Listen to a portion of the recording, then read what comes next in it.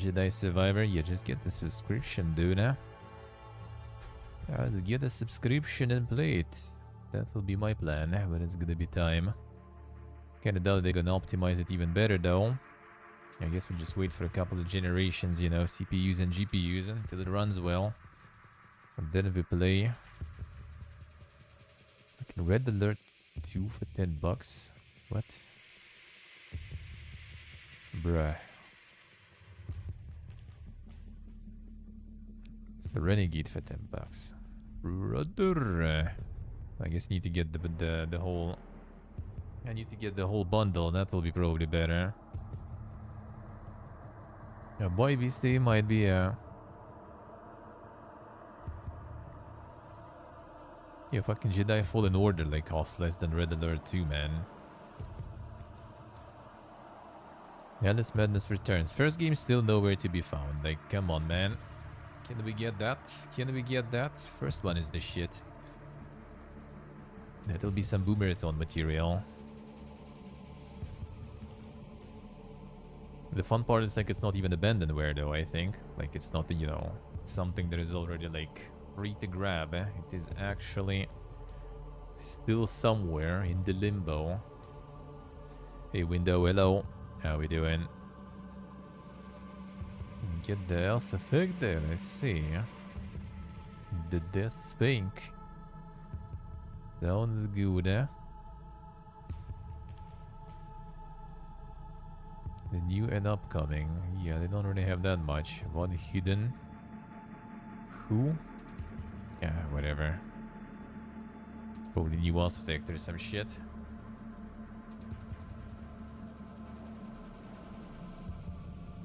Yes, he's the USA, yeah.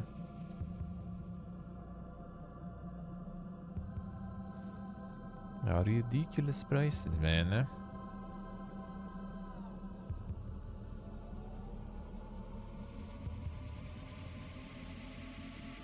Square farming the maid is with Soul Reaver. Did it go to THQ now or something? In the end. Hades for $4. Total Warfare, oh damn son, 33%. That still seems a bit too much.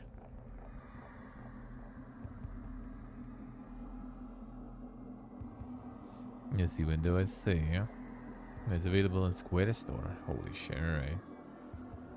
That's an interesting store there.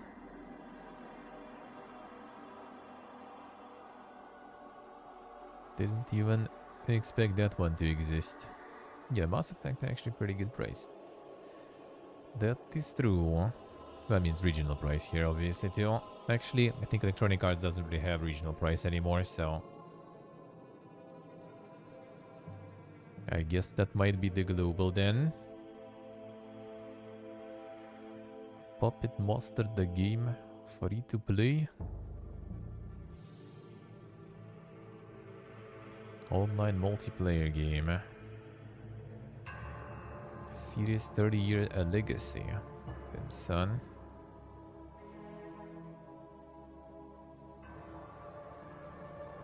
Don't see any there, alright.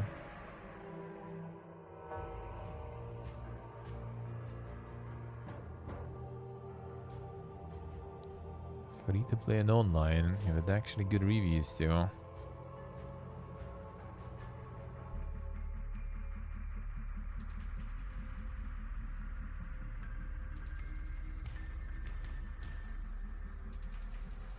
Oh, what a twist.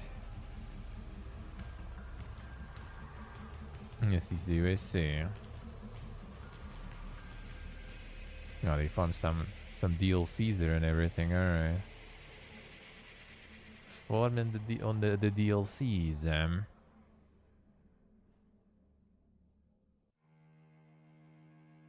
Free, no strings attached. Online multiplayer.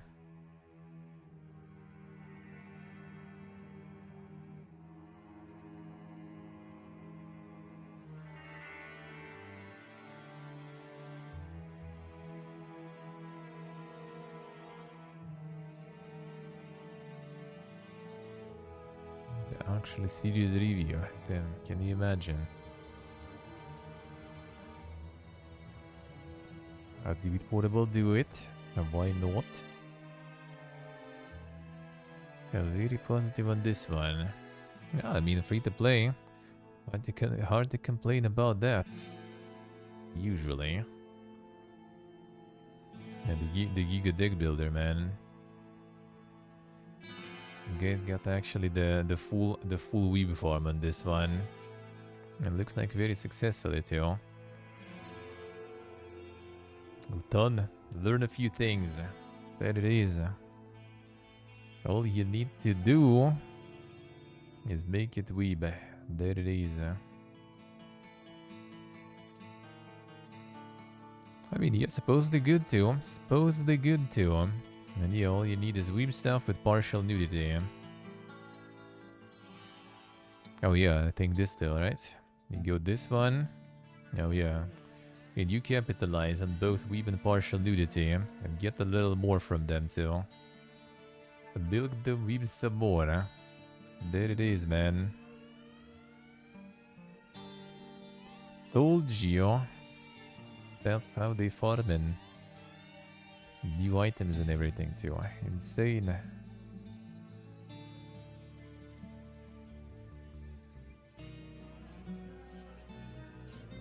Essential DLC. There it is, man.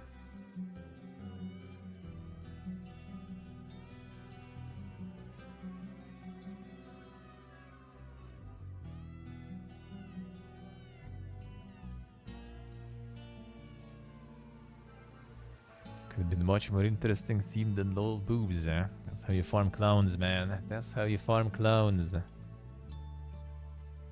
Boobs is what people wanted here, seems like.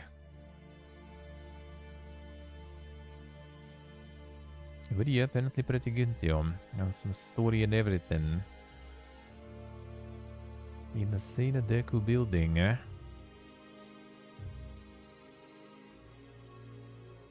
Yeah, I mean, the price is reasonable too, so I guess they be farming.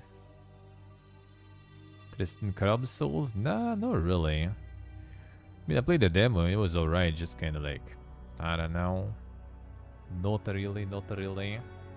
Stylistically or something was kind of like, maybe not my jam really. It was okay though. It was okay though. Then suddenly like the fully armored paladins and stuff there too.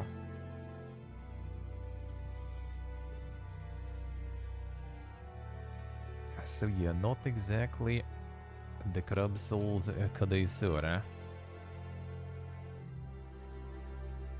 Don't really mind. But yeah, not sure right now. Right now I'm not kinda sure. Some Souls liking. Good, I guess, but yeah, not sure about the Crab Souls. But there's gonna be some good stuff soon. Gonna be some good stuff soon. Dim window, them. Got him. Got him. Yeah, Indica is farming good. Indica got in a pretty interesting situation. It's like the Ukrainian people shitting on it because it's made by Russians. Or Russians are shitting on it because it's very Russophobic and stuff. So basically they get shit by everyone. But they still manage to farm really good. And that's nice. That's very nice.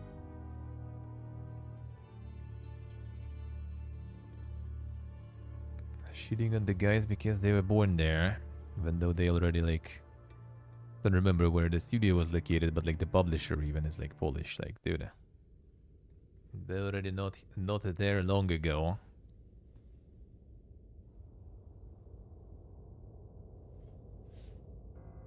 Game fun watching but wouldn't play yourself? Oh, you mean Indica? But yeah, a lot of Russian people also like it. That's good.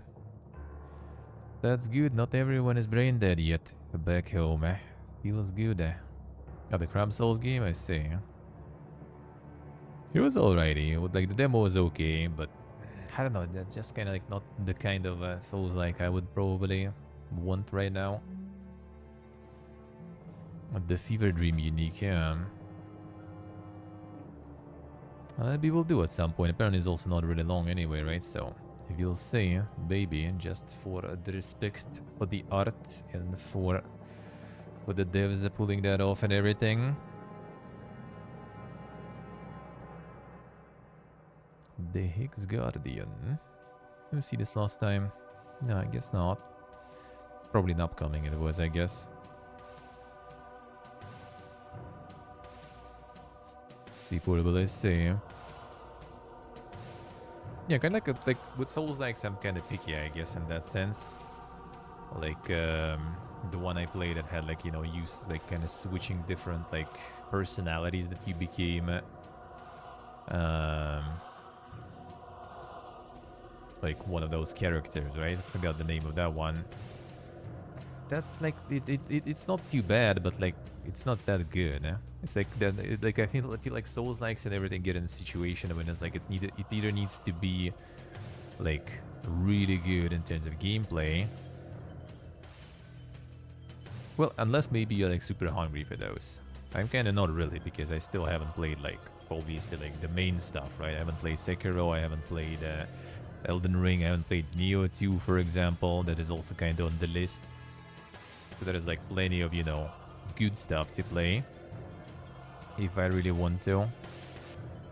So I'm kind of like not really, kind of more picky, I guess. Maybe if you already like played all of them many times and you're just like ready to take on any Souls like you can. But yeah, otherwise I kind of like a little more picky. Like Lords of the Fallen was okay. Lies of P was good. But a lot of those that I played, like the demos and everything, they just kind of something off. Kind of something off. It's not a horror. Yeah, that one is totally not. That one is totally not. It's the Yogscast publisher, actually. Huh.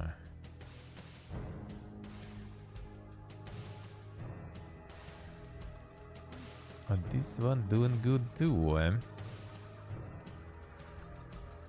First screenshot's a lie is not the view you can achieve in a game. Cannot zoom out past the view on the second screenshot.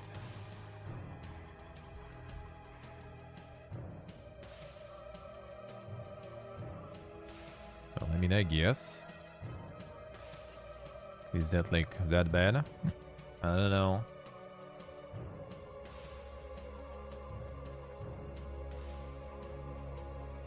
Played any modern game? See the deal by say.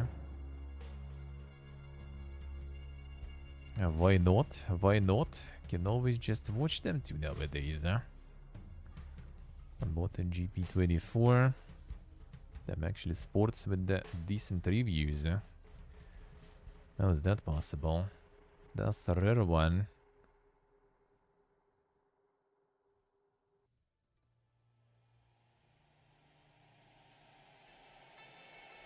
I guess it's not 80 bucks though. That's already a good thing.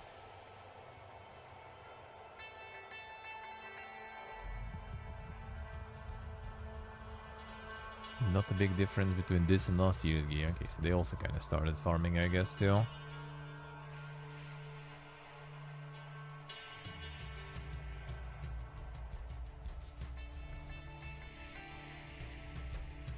I see the deal, I see. Yep, happens. Happens. We do be like them sometimes, and do be like that. I need to always look for some options. Can always hop on the clapping train, you know. Touch the grass. Then you finally, all of a sudden, have a job and everything else going well. Buy sports games is incomprehensible. Why though? I mean, I think it's alright. If you're into that stuff. I'm just like not really interested in like any sports related to buy those. If I would, then maybe, why not? Buying them every year though, but I don't know, maybe they don't really have much else to buy. In terms of games. Idle Heroes, recent mixed. I won't guess how you mixed in the free one. In the free game. Ah, I see. Think I see where that's coming. where that's going. Yeah, mobile gacha phone, not much more to say.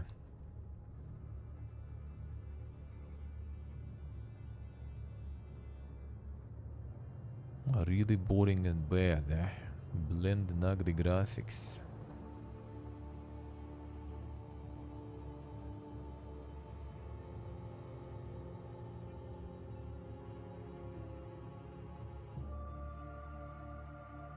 Yeah, the gameplay in those might be fun indeed. Gameplay in those might be fun. So why not? And yeah, some people into foodie and everything, for example. For them, maybe, you know, to play, to build their dream team and everything is also nice. The screens for this game, I mean, true. Oh, it's also free though. It's also free, really. So they ain't really asking you for anything here.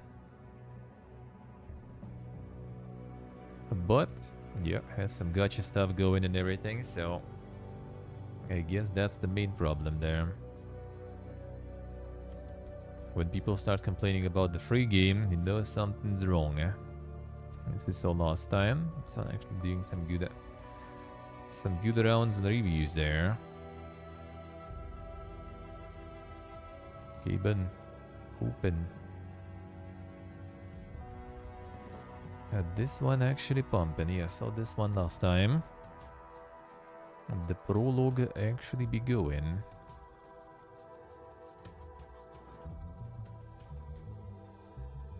A difference between free and free to play, I guess. Okay, walking token.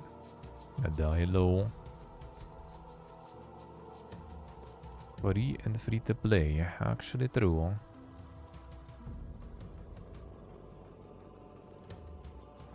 Is there actually a difference for Steam, for example? Or is just technically, I guess, free, like completely free? Free to play is like, you know, yeah, you can have DLCs, microtransactions and stuff, right? Does this one try to sell you something? No, this one not really. Doesn't seem like it, at least. No microtransactions, no DLCs, just other game being promoted.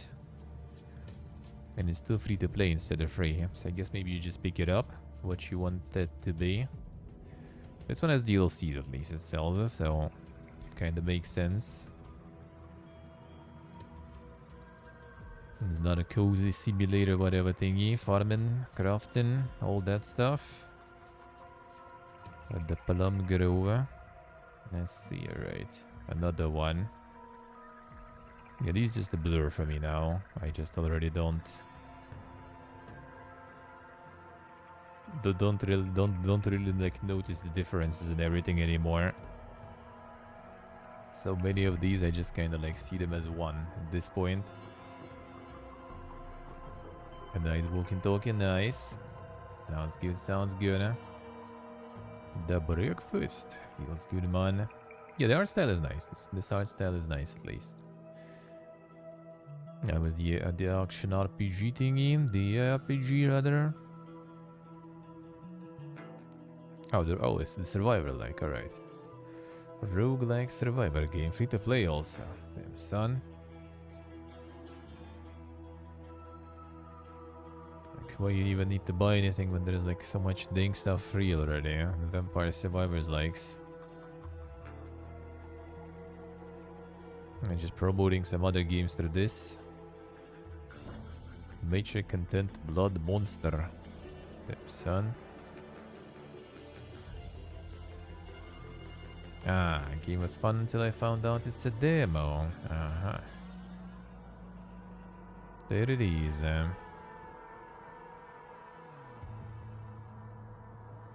No auto aim. Well, bro, sometimes they don't have auto aim. Sometimes in some of them you actually need to aim to.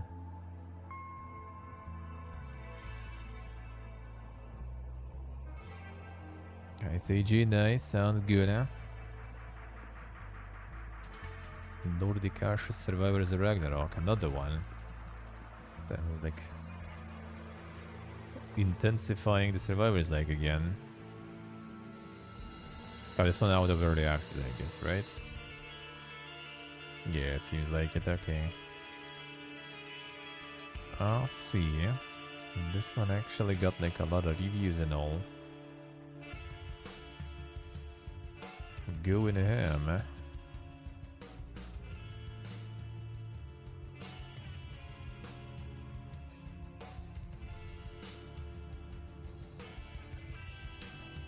Gray Zone Warfare still going. I could even aim, I see. Gray Zone still going. I'm actually going to mostly positive territory already. Are they actually improving it? Are they actually? Yeah, sold 400k already. Peru.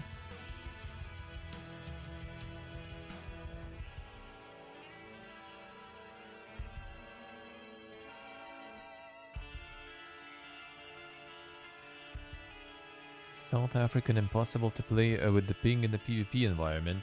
I wonder, like, do you guys have like a lot of in general servers with decent ping for the region? He's secret. The 100k can play this unoptimized crop. Let's see. Did you try the unoptimized crop though? It might be worth in a few years, eh? Come back in the month. Fun but not ready yet. Yeah, this is where you farm clowns here, alright. That's how you farm clowns, eh? Rubber banding and lag, eh?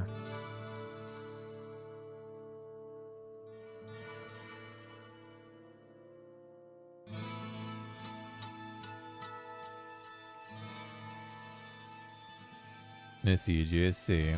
Which regions you usually connect to though? Which regions are the better ping then? That's kind of like a bit of a scary part, like going, you know, like later, like Vietnam, Thailand. That's gonna be probably like a really dank ping.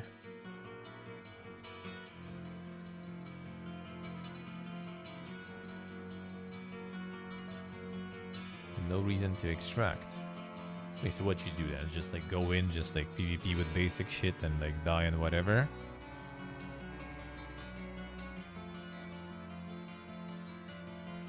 Now how does that go? Go in PvP submissions? Alright.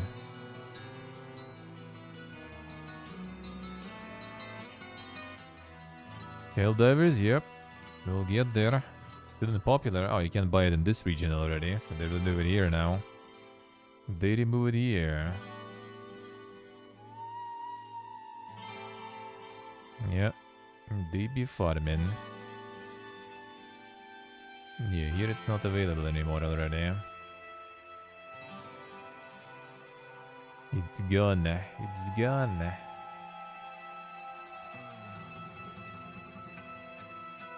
Let's see, JSC. Got overwhelmingly already. Damn, that's actually pumping even more. Holy shit.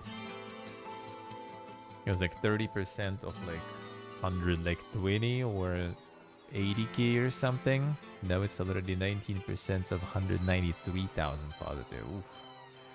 Oof. Oof. The worst way to handle it, yep.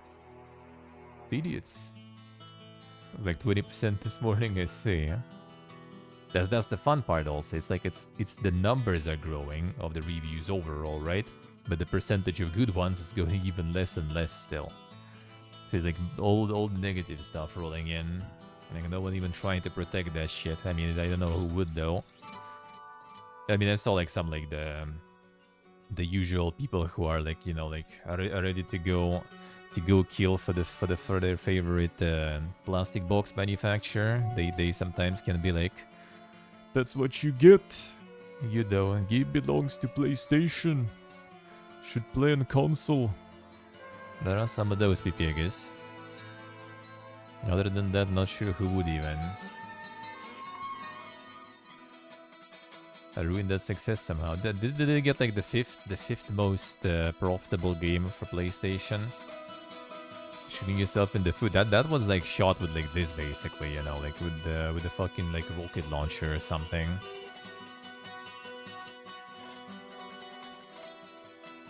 they're just gonna like literally lose money now. It's not just reputational damage, it's just gonna be refunding a shitload.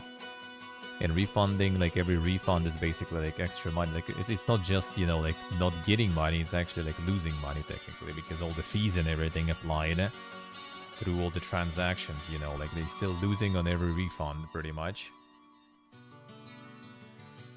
So it's literally like, I mean, they're still gonna be profitable and everything, obviously. Like still a lot of people probably gonna like keep it and play it and everything, and in the future buy it and stuff, right? Yes, see, Shivik, I see. Hello, sir. But yeah, it's gonna be like a lot of money like wasted on transaction fees. A lot of profits just like, you know, maybe they actually like decided to sabotage their shit that much, you know? Like the PlayStation are like, boys, what the fuck? Our exclusive games that we spend so much money making, you know, and marketing and stuff, actually sell worse than this, you know, like semi like indie AA $40 game. We can't afford that. Kill the game. Destroy it. There should be all PlayStation exclusives at the top there. Still 60k people playing on Steam, I see. It's funny how in the same time they also plan to like move it on Xbox, right? Like there were talks about that. About them coming to Xbox and everything. And now they just like, instead of like, you know, going for that, they actually like fucked up the whole platform there. I wonder how it will work on Xbox then. Like, will people on Xbox also need to get like PlayStation accounts connected and stuff? And like in a bunch of regions you fucked already anyway, you can buy it here. There you go. And I guess the fun part, you can't also get the account in other region because like, well, like normally you can. Like if you have PlayStation, right?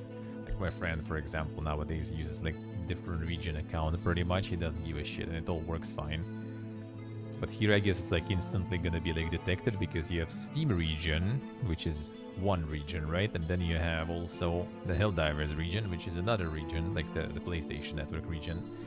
So you pretty much kind of need to kind of get the Steam account probably also in that region that supports PlayStation and then buy it there. And like it's just like, dude, who will even bother with that shit?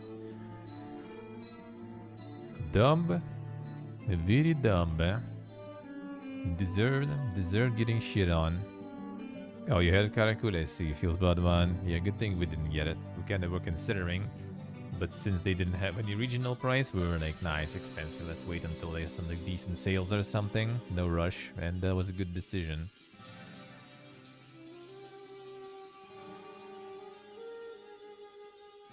I see Walking Dog, and I see. But I thought like some people actually got banned or something, I heard. I'm not sure if it was like maybe some people just kind of like, you know, trying to like farm some more engagements on Twitter or something nowadays. But yeah, some people said they were getting banned for like the making different regions. Which again, for Sony would be easy to detect because like you have literally Steam account connected from one region and then PlayStation Network from another region and they just kind of like boom, block you. Done. Now, Reddit the customer support said. Well, Reddit the customer support probably knows better than some like randoms, I guess.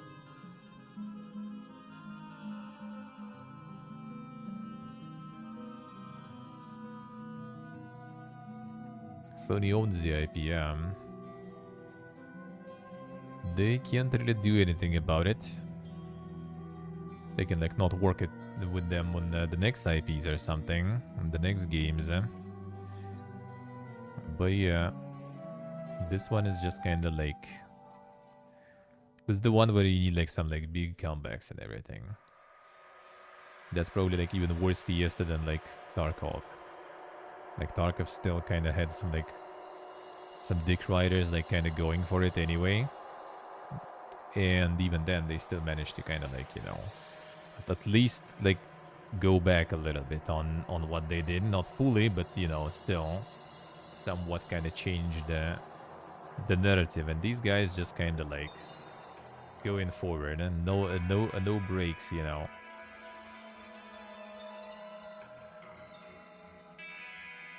Doubt Sony would budge in anything. I mean, I guess. I don't know. I don't think they just like that's suicidal, you know, in terms of like in terms of doing such PR moves. Companies want to lose money. Well, yeah, maybe they just consider that it's like the risk they want to take, the risk they're willing to take. I'm not sure what for though. Just like getting PlayStation accounts. Like I don't know what they get from that really. Because like, you know, it's not like you're gonna like, I got a PlayStation account. Might as well go buy PlayStation now, you know, like that's not gonna happen. It's not like you're gonna go and start like buying games there or something because you don't have PlayStation anyway. Like your data, like I mean, dude, what they gonna do with it? Like, especially when people are gonna just make some like random, you know, like little emails and stuff and the accounts and everything. It's one more controls in their servers, probably, yeah. So like they're not really like getting anything from that, from getting people to use that account of theirs. Now that's a little different story though, because like the Blizzard accounts and everything, they still have Battle.net, right? And they still kind of like sell some of the games only there pretty much. They only recently started changing, right? So for them that kind of makes sense more, made sense more. Same with Microsoft, for example, in Minecraft, they just kind of like want to keep stuff on their servers, on their side to make more money because they don't want to share with Steam, for example.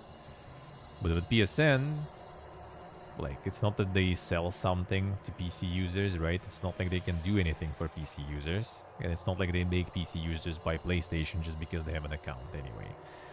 So I just don't really see the monetary value. I mean, sure, they kind of have control and everything, but still. They could get that control because they like pretty much own the game anyway, right? Like they don't need some accounts. They literally have servers available and everything of the game. Like if they want your like data or anything, they already kind of have it there. Microsoft account if you play on Switch, for example. All right. And an account for each game is really a thing. I mean, it is really tiring. It is the case though. That like the problem is that this one changed like already after some time. Like if it'll be from the beginning, it will be probably kind of not that bad. But since it kind of like happened, even though it was written there all along, right? But still, like it happened later, and that's why, you know, yeah, people are not very happy about this stuff.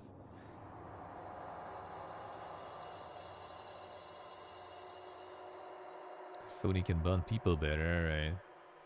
A Grey Feather. The community manager said, alright. So it's got like the better anti-cheat and everything too.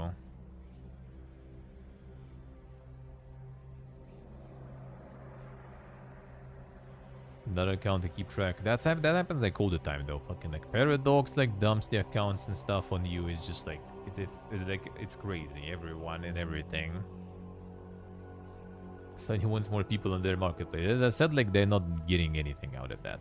Like, like you're not gonna go buy PlayStation all of a sudden because they force you to make an account. So like I really don't see like benefits from that really, or really. Not to mention like Sony banning people. But I guess yeah, it would be easier for them to like ban someone. Like if Steam maybe like taking a while, they can ban like their account on like PlayStation, and their copy is kind of like invalid at that point. Not gonna stop them from buying a new copy, but I guess yeah, it is like easier and faster than doing it on Steam. But I don't think it's that big of an idea, especially in like the PvE shooter, because like the cheaters and everything, like big problem in the game. I haven't heard about at least, right? Like, I don't like Call of Duty or something when it's like multiplayer and there's like cheaters all over the place, or like Starcraft or some shit. But that doesn't seem like that's, you know, the security risk factor. I mean, having in general like more and more accounts is always a security risk for sure. For sure, eh? See, that Fiesta is, yeah. But it's good that it got like that crazy and that far. Like, I hope at least something, maybe if not Sony, then at least someone will learn from that for the future.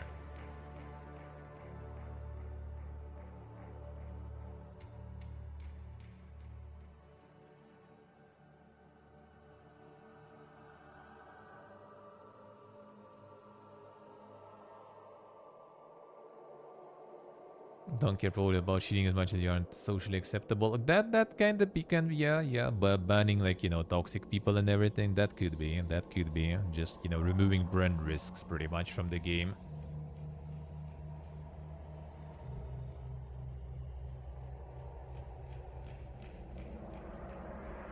Yeah, yeah. Like it's already like it was like the good lesson on how, you know, to actually make like, you know, good successful game without even being AAA. And now it's also became a lesson, you know, how not to kill your game basically, and how to make it less appealing, pretty much with like one decision. Just one decision, man.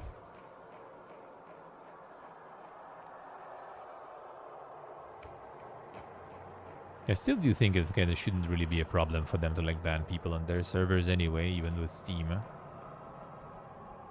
Still have the Steam IDs and everything. Unless like Steam has some rules against that stuff or something. But nah, I don't think it like really stops like in some other games. You get banned, that's it.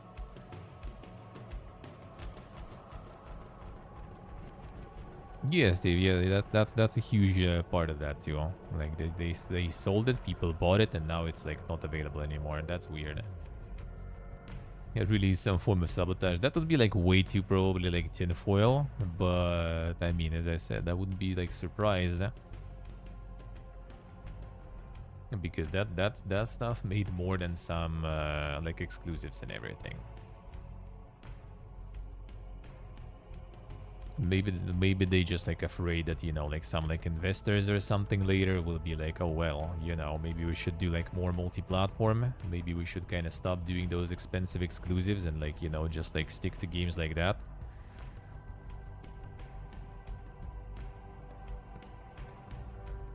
And that's already like, you know, conspiracy theory, full blown. Yeah, play has no limits, yeah. True. Quite the line they have there. Yeah, how to ruin something good very fast. And you can't even get it anymore. Amazing. Amazing. Yeah, people were like thinking or then talking that they're gonna bring it to Xbox and stuff. Yep. Not sure about that. I mean, maybe they will. Just install all the accounts still.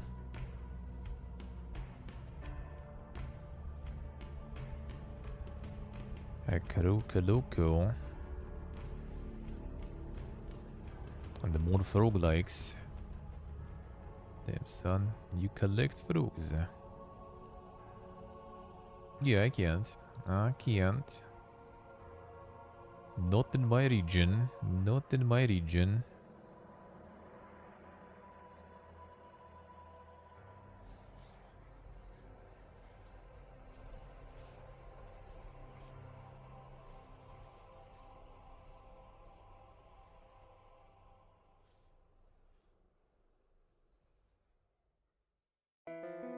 And Destiny 2 will require PSN accounts soon. I mean, wouldn't be surprised, man. Wouldn't be surprised.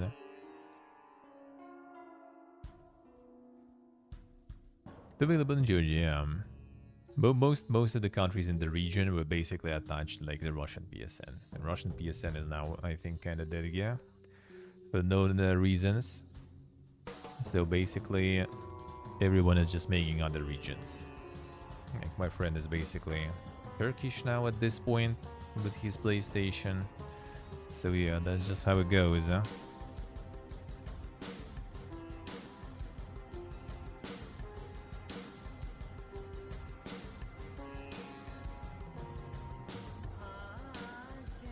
Hey, Zodiac. Well, I mean, technically you don't even need to.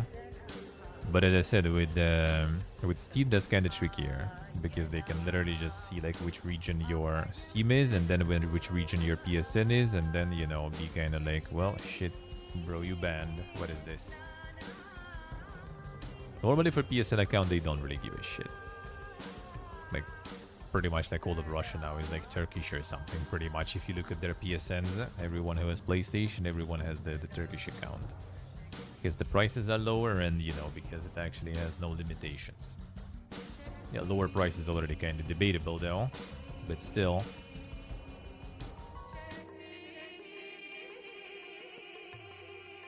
Again, story doesn't really do anything about it because, you know, they get money.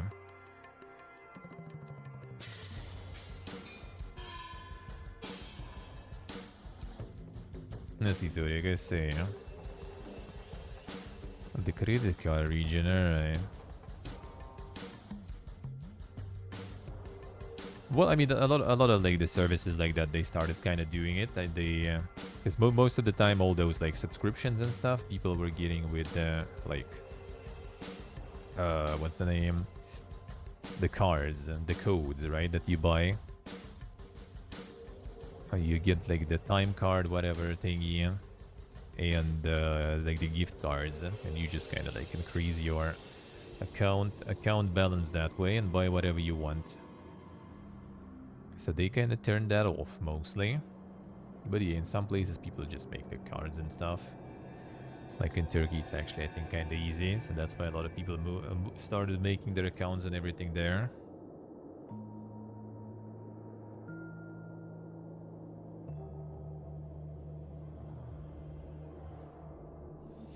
Can change your account's country, I see. You might be able through support though. Like I did that on the ESO because also my account that was connected to my Steam. Well, my Steam was Russian right before, and it was connected. The ESO that I bought there was also like automatically set to Russia. And when I switched my Steam account to Armenia, it was kind of like, nope, still Russian on the ESO. But yeah, I messaged them and stuff, and we actually sorted it out super fast. Like the answers of the support were super fast. Everything was top notch, man. It was even more complicated. I just kind of didn't really think about the opportunity. Like I was kind of like, well, we probably write a support. It will take forever. And Epic just like had super. Like I mean, I had like really old ESO version, and Epic had like a giga sale for the latest expansion and everything. Like less than $8, I think, with all the like the promo code and everything. You had like $6 or $8, I think, for like deluxe edition of the latest expansion. And I was like, well, I'm just gonna buy it, and I'm just gonna attach it to my Steam, and it's gonna change the region and everything. And then I realized after I buy it that my Steam is, you know, kind of like connected specifically to the version that I own on Steam. So I didn't even need just to switch the region. I just needed to I needed to like basically unconnect my Steam from the old account, switch the region, and then connect it to my new account that I just made. Yeah, we kind of actually did it like just in a couple of days. Could probably do it even faster, but yeah, just kind of was like sending the message to support, and you know, like, well, just gonna go like do something, and it probably will take a while. And then I realized that they answered almost instantly there. Get ready, stay ready. And what a nice guy. Do it, do it. See, I feel like technically it should be possible through support. And with the ESO, they did really good with that. But yeah, that's all this regional stuff is PPA shit, dude. I know that. I know that all too well. At least on Steam, it's pretty simple to change region. That was no problems. That was no problems. I'm gonna like, not gonna switch to Georgian one. Actually, I might. I need to check. It might. We'll see, because technically Georgia Armenia is in the same region on Steam, technically price-wise. Like the Commonwealth of Independent States region, the ex-Soviet Union, pretty much. They just have the same prices and stuff anyway, so I'm gonna probably switch that. Yeah, gonna just stay, yeah?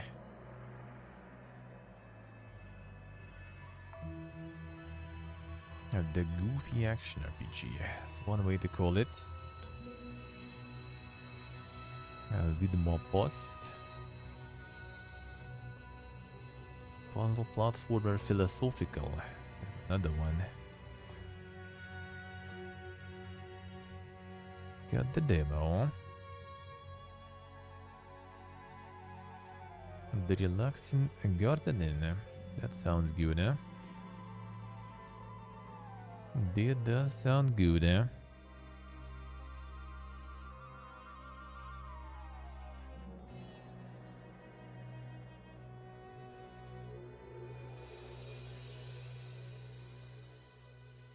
Depression game again. Could be. Could be.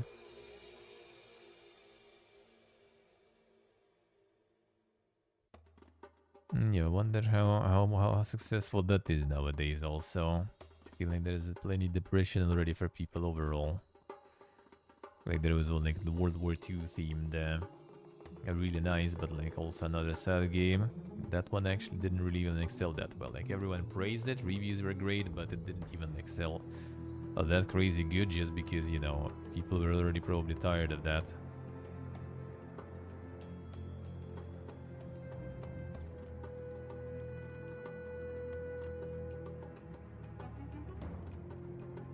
Especially since it was also about the war and everything. The gameplay looks cool, yeah, the puzzle platforming. Not just the pure, you know, experience kind of game.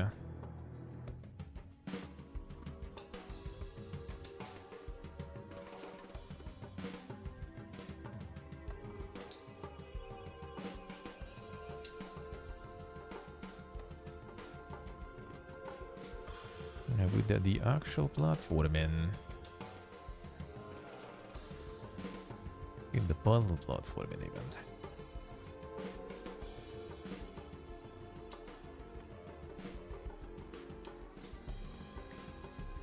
Can just fight your depression, yeah.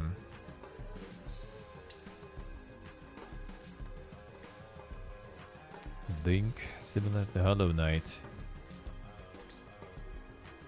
I guess you could say so.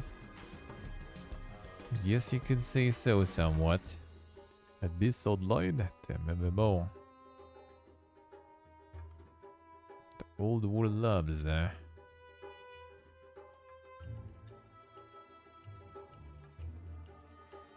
first open playtest. And son. Oh, there is a playtest going there. 7th of May actually release. Into early access.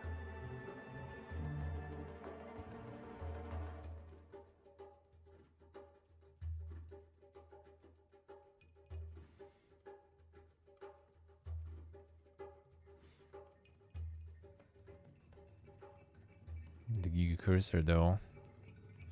Boy.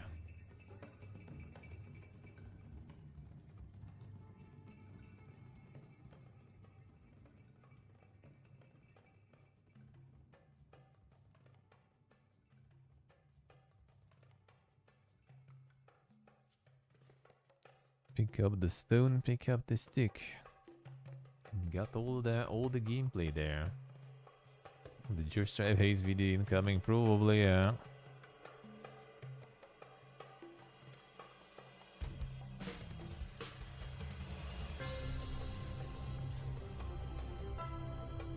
I mean, like, stuff like Mortal Online and everything is alive, right? So...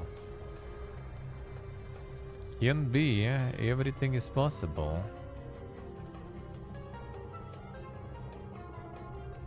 Problem with MMOs like that is that, yeah, kind of committing to that is kind of sometimes not the best, you know, prospect for you. When there is already, like, you know, established things going on. Do you want to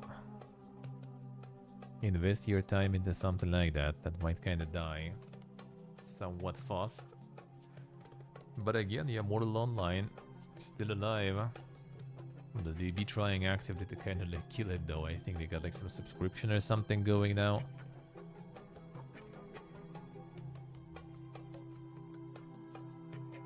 And that one's still at least already a little more refined after all the years with like the first game and everything.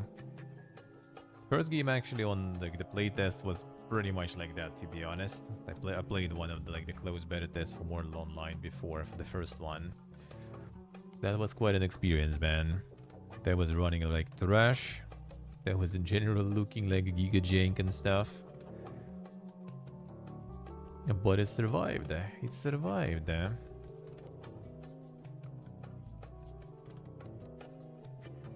See, portable, I see. Hey, you done, hello. How we doing? A gift? What will we be gifting here? Protagonist wakes up, finds himself a luxury cruise ship.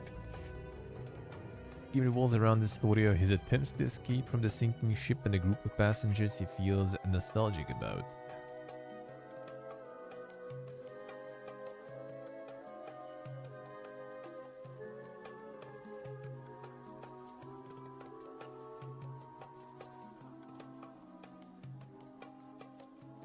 Let's see, what will I say?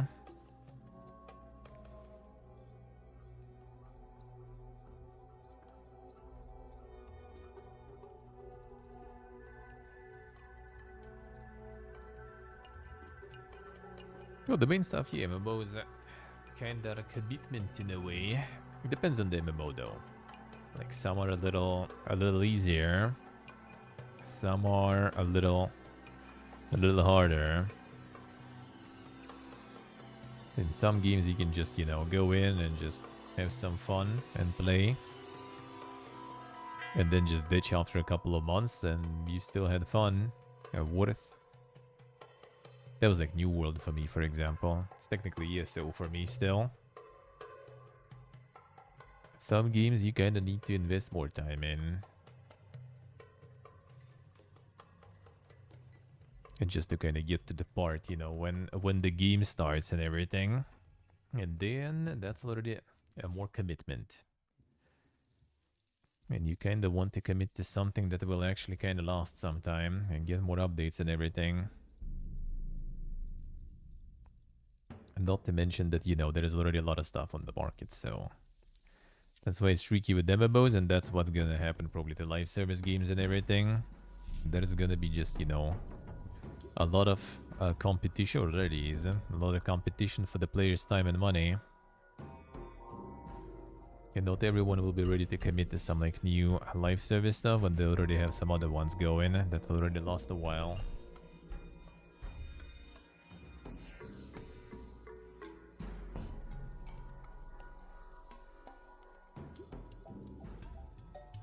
The continuous payments.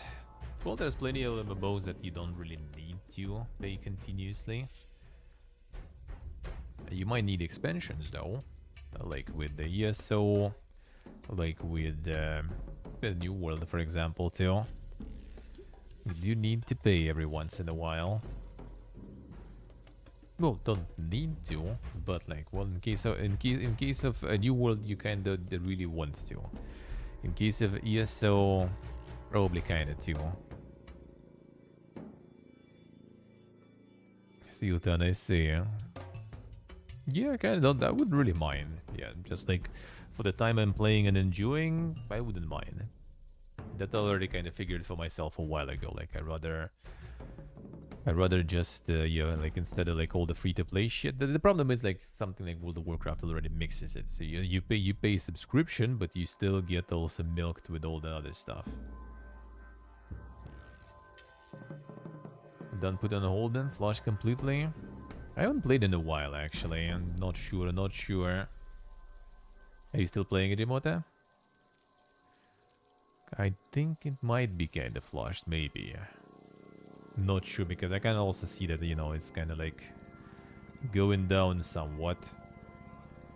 They still do stuff, but the problem is like they kind of also aim towards, you know, the PvP-ness enjoyers, the guild wars and everything.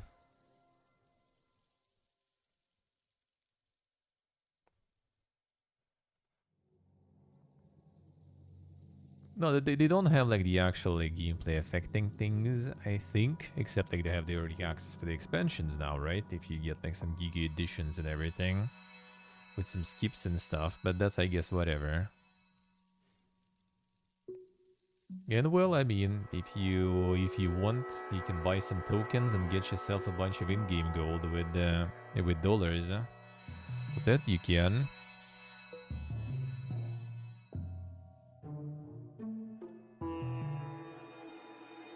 True, Idrimora, true. I just kind of like it's nice, but yeah, I feel like it kind of like it was very nice and Pog in the beginning, and then just kind of like everyone just realized there's like no like really group content and everything, and it's just kind of like, come on, man. It was really nice though. I did enjoy playing it. Even just like gardening and stuff, all the just farming all that stuff, that was good. Huh? That was nice.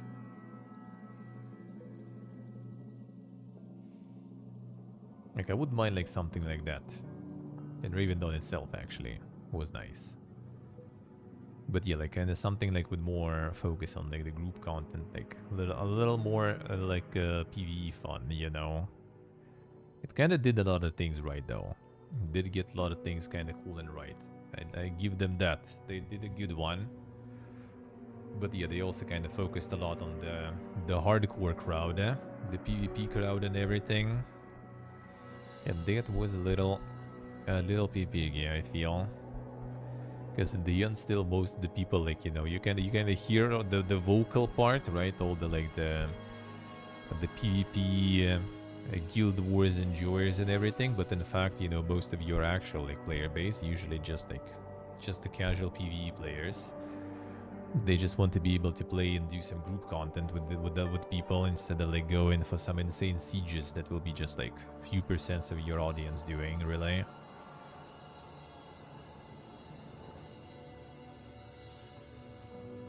And the Pug Bun, the one and only 9th of May, Bandai Namco. The Pug Bun is back.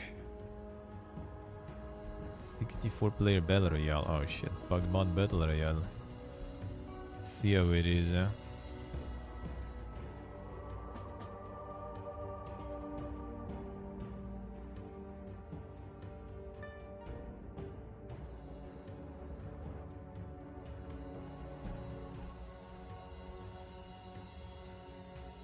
So who eats who there?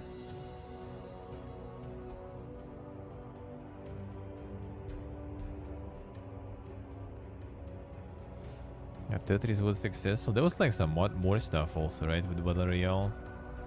That actually was quite successful, I guess.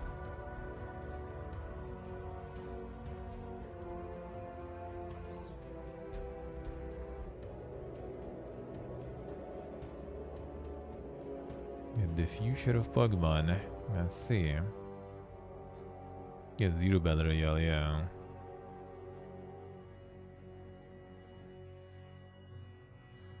Yeah, for now I'm just kind of like tuning in like here, so kind of always open to some like good MMO hype and stuff. But yeah, New World was the last one that was kind of like a Gigapogin. I hope it can return at some point. That would be nice. New World was nice. That was quite good, huh? The problem with MMOs is that there's like so many like single players to play already. You have no time to play everything, and out of like the new single player stuff. Then you have the backlog, and then you have the MMOs that you also can sink like hours and hours in. It's crazy.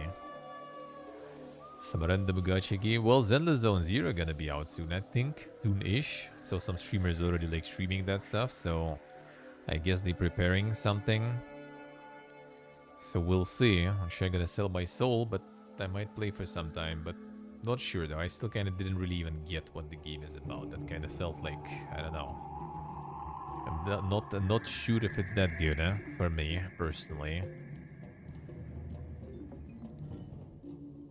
See what I see, Go on the z on the z. I see. Yeah, I might do, maybe. I actually might.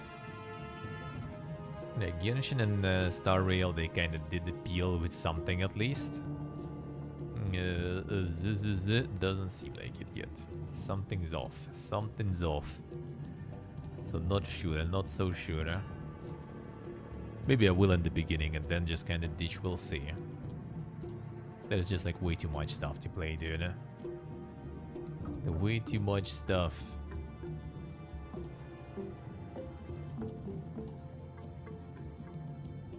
Brooklyn. A vampire awakening after centuries. Money through part-time jobs, explore the town, salvage your castle, enhance your vampire skills. Unleash the dark reputation, amass fortunes, and shape your immortal legacy.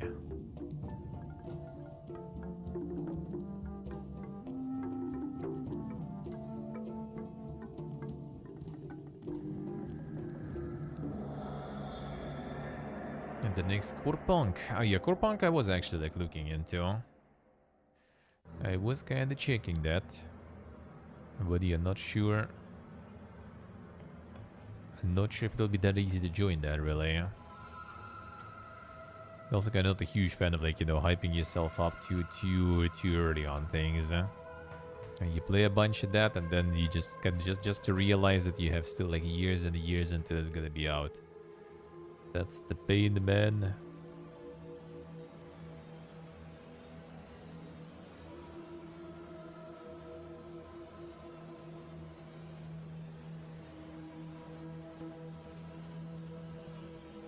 Like the woodwork simulator, but also you're a fucking vampire, alright.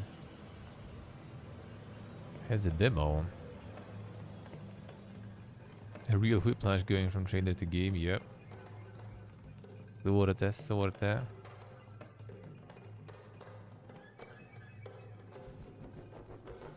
And then you work.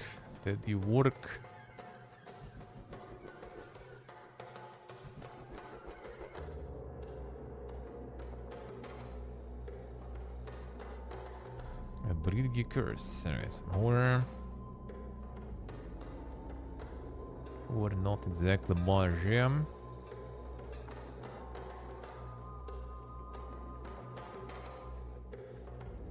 And the Peakeeban Gamer. Oh, Taiwan, alright, I see. Yeah, these guys usually with some like of the Asian devs and everything working. Actually, no, it might actually just be. Yeah, probably just like the wrong localization trailer showing or something. It could actually be some Japanese or something. That's what they usually publish, I think. Actually, Taiwan, yeah, I see. The AAA trailer strat, yeah.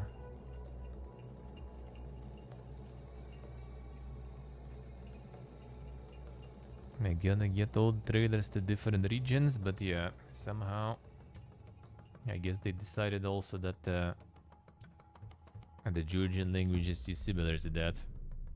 Hello, the memes. Yeah, do in a way kind of similar, but not exactly, I guess. Not exactly. The Bridge Curse. It's the second one even. Animal Will. The Donkey Publisher, right? And the big mode, yeah. The 9th of May it will be out already. I think I was kind of... That thought it was already out, sort of. Still going, still going.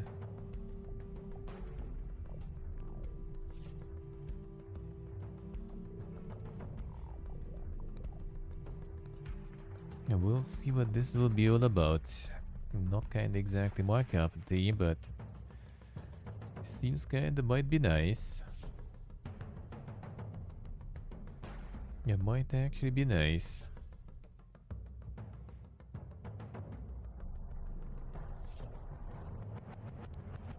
Another farming one. Okay.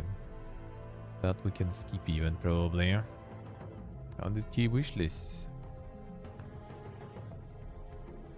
There's the Crab Souls. That one's pumping quite good.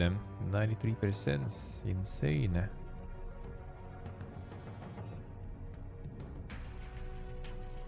Insane crab enjoyers. Yeah, demo was alright, but yeah, it just doesn't really interest me that much.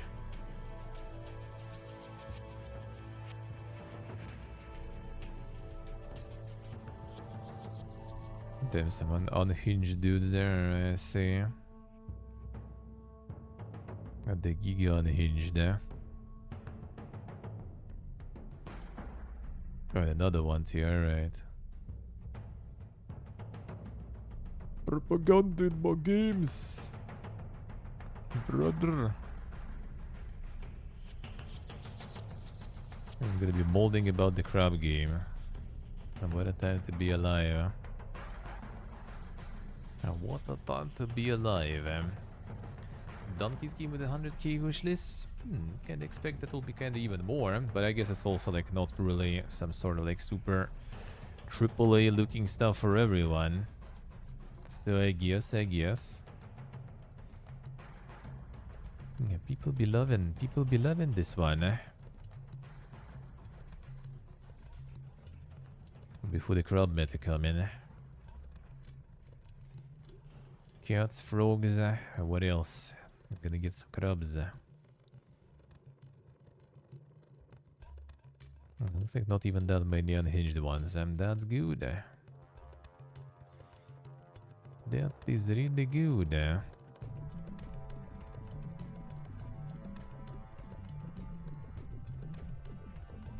Crabs be farming. MKHP, hello. How we doing?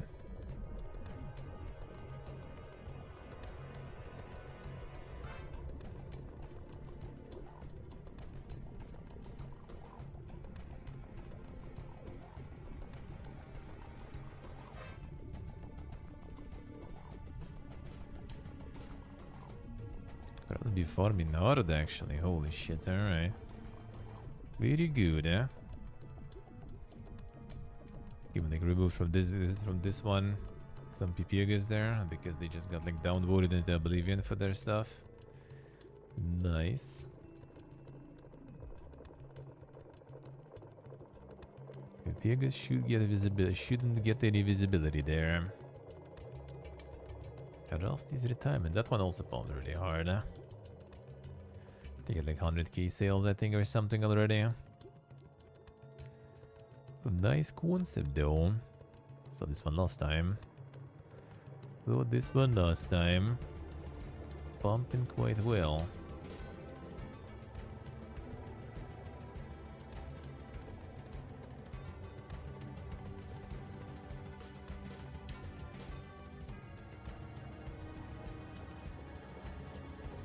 The multitask galore.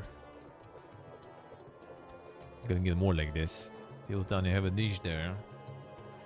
Get like the vertical line. Yeah, there it is, easy.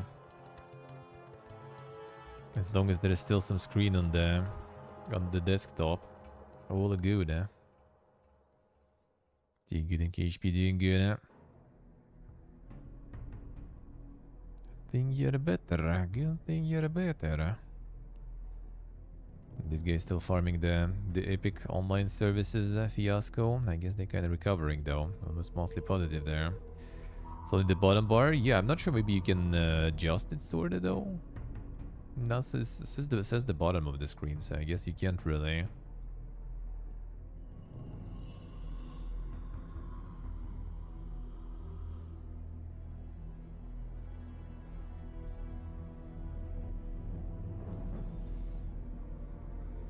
So only the bottom, seemingly. Yeah, this one had the Epic Online Services fiasco. Yeah, there it is. That's how they farmed the most negative stuff.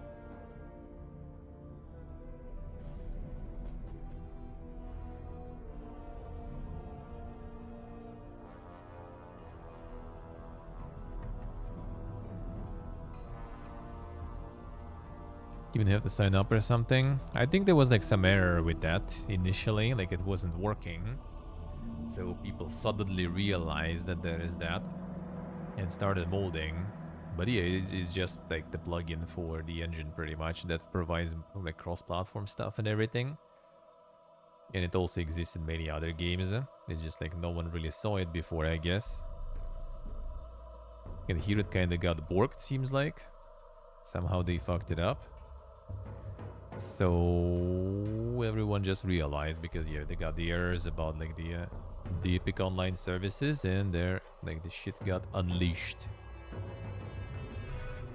Yeah, actually, yeah, they were talking about it earlier. And they require you to connect PlayStation Network accounts that are not even available in many regions.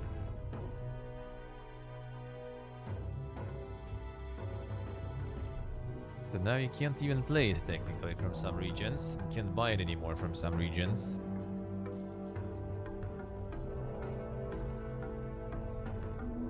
Well, I mean, they kind of wanted you to have that from the very beginning, but then because of the technical stuff, they removed the requirement, and now after a few months, they decided to return the requirement. And with that, fucking a lot of people over. Because, yeah, you can't really have that account in some countries. Like Armenia and Georgia, for example, yeah. Can't have that there, so it was a good thing that I didn't get it. That was a good thing.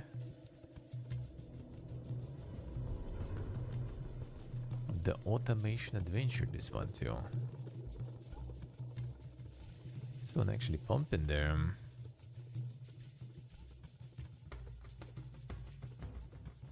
And the co-op and stuff too, I guess.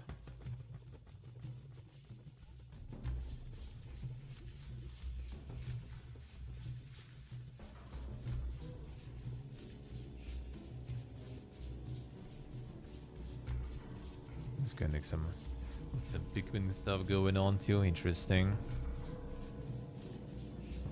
It looks kind of curious.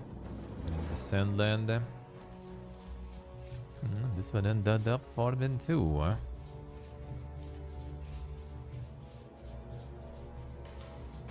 And this one also farmed.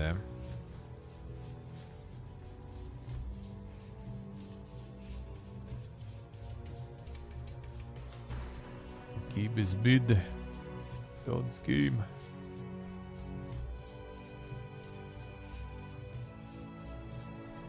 A repeating dialogue, eh?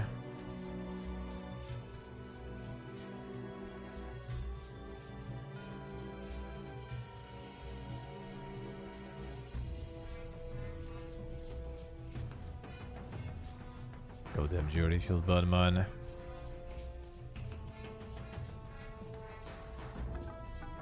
Time to get some fixing. Do you have like the fancy one on the wheels? Or kind of like the trimmer there at the hold? That one at least should be easier to fix. It's only 11 years old. Damn son, not bad, not bad. The Manor Lord's Art book. What a recommendation. What a recommendation. It was a shit one, I say. Top spin 2K25, Ah, them 2K games, I say. Another one, another yearly farm.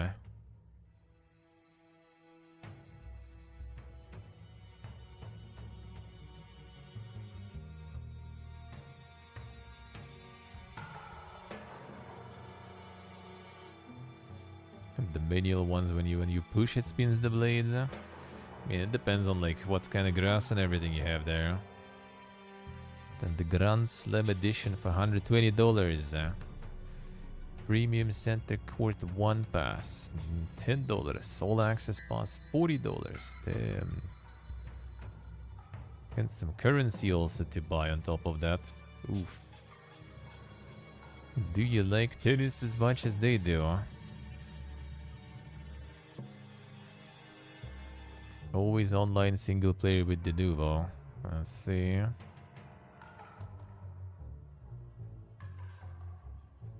Two plans on shutting down the game service at the end of 2026. I see, alright, already.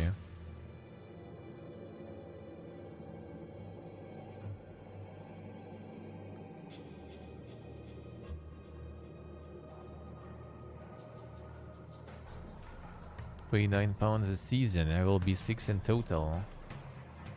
Them to give you content, the obviously Strip decided not to add to the base game. Yeah, what an offer, what an offer. The Not Bowling Simulator, yeah.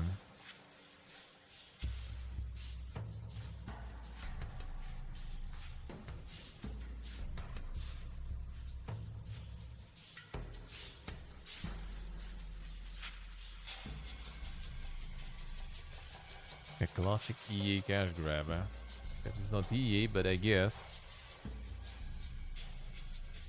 RMT for everything you can possibly think of. Service for a game only up until 2026. So this you basically already like paying like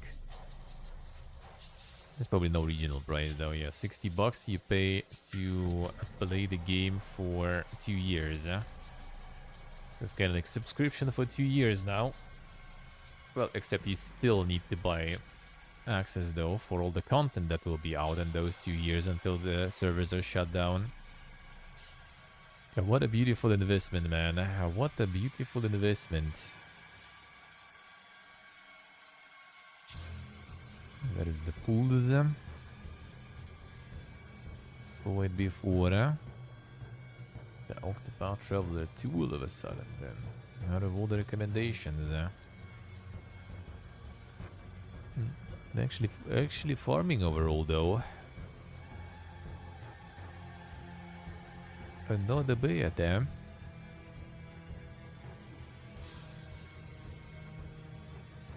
A Megaton Musashi. I think we saw this one too. All the mecha stuff.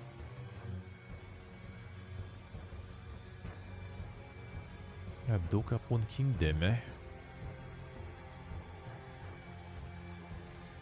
Hybrid RPG party game.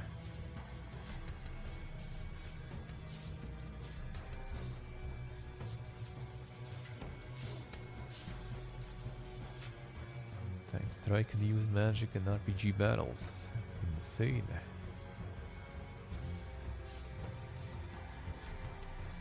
The Nika Gaming, man.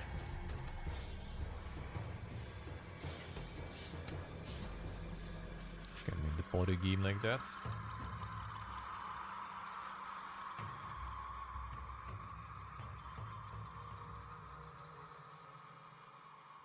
The insane party gaming. Makes me wish I were playing Mario Party trash game. What a review, man. And this is not free to play, so I guess that could be a better investment.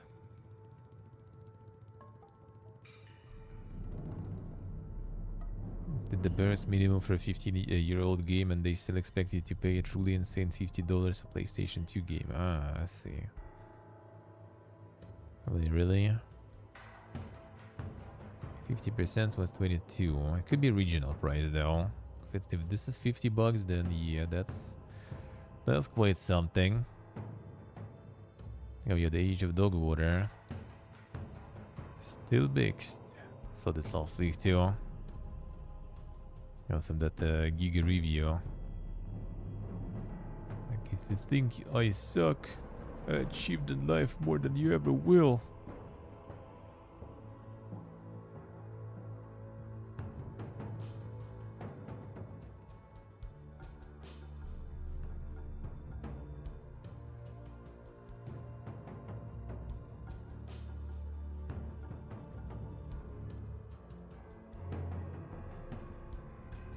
I like how like a lot of negatives are like with a lot of time actually, and people did put some time into this.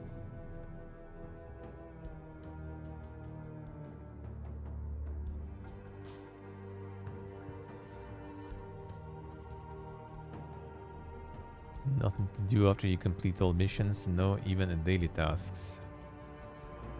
Due to gear repair cost becomes insane, especially with enemies using homing missiles which you can't dodge and which wrecks everything on deck. The event's ridiculous, must repair ship again after the event is complete. All NPC hostile drops almost nothing but wood when you need everything else at most. No chat walking, no random group activities, nothing you want to keep progressing in the game since higher tiers need much more resources to craft and repairs, but the loot is ridiculous. Yeah, it sounds kinda weird then. Not even daily quests.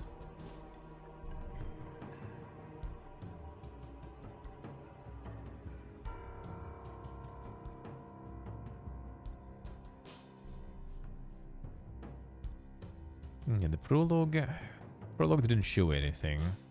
And well, I guess there was nothing really much to show. So, totally not getting. That I already figured after prologue. And that was a good decision in the end. By the looks of it. And what's not as tourism. GOG also with some Star Wars sale. But with some quality games there, I guess.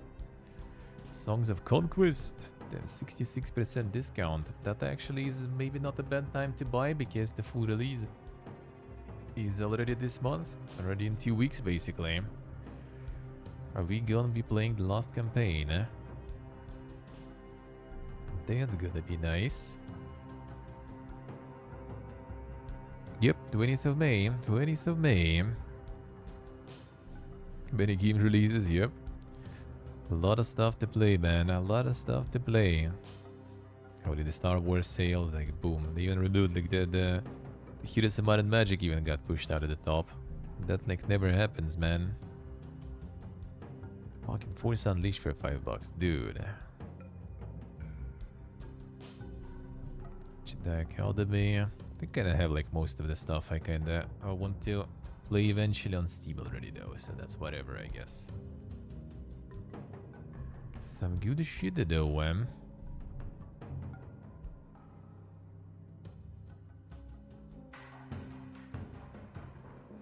Indica Super Editions.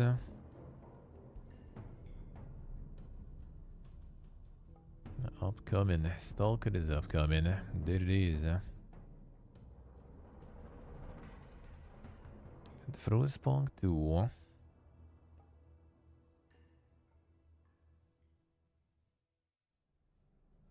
This one. Medieval Pathfinder. The game bundles, man. It's totally something you want to buy in the bundle.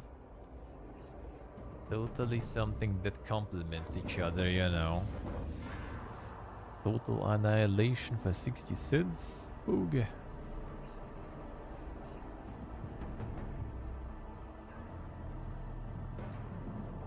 Star Wars bundle. RPG bundle for $4.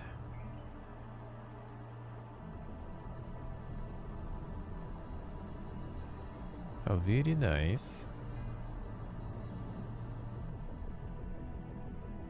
Now let's see the Yibin store. And let's get to them and the use.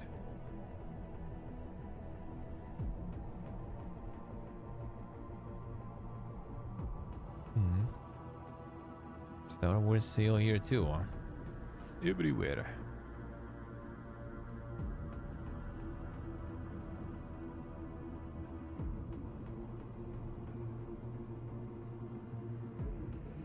What Must Die 3 and Cat Quest 2 for free. Oh, the epic.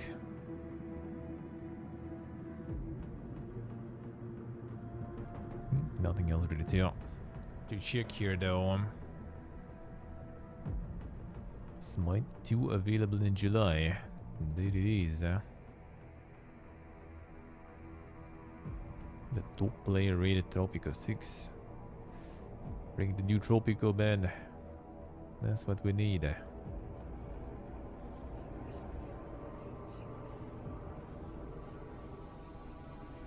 That will be nice to have, huh?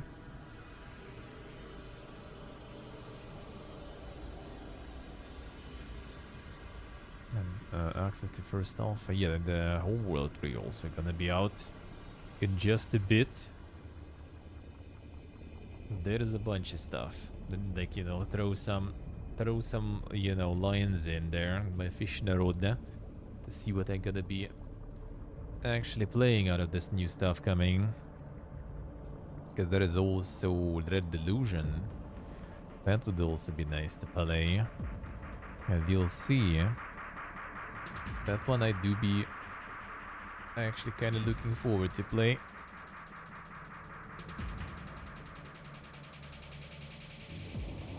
So I hope I will be able to. I hope I will be able to.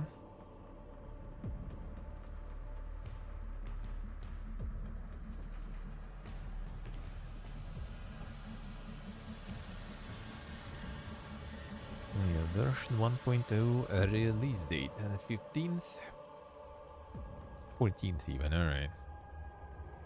See, we're gonna have that Red Delusion.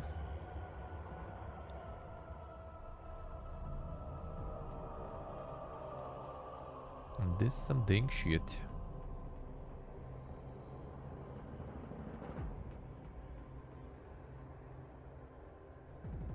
Some quality RPGing.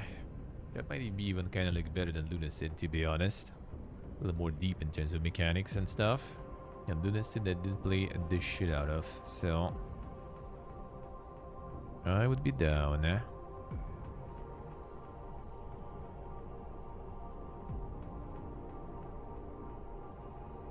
Some giga weapons and stuff too.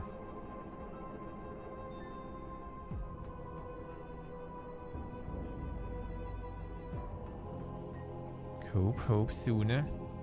That's nice. Yeah, the home world also. It's like May is actually also quite loaded. May is also quite loaded. There's backlog is calling. Keystone D1 is calling. And Stalker calling. How to find time to play everything. Oof. It'll be easier like in winter and everything. Like I feel like we're gonna like when we move next time in October.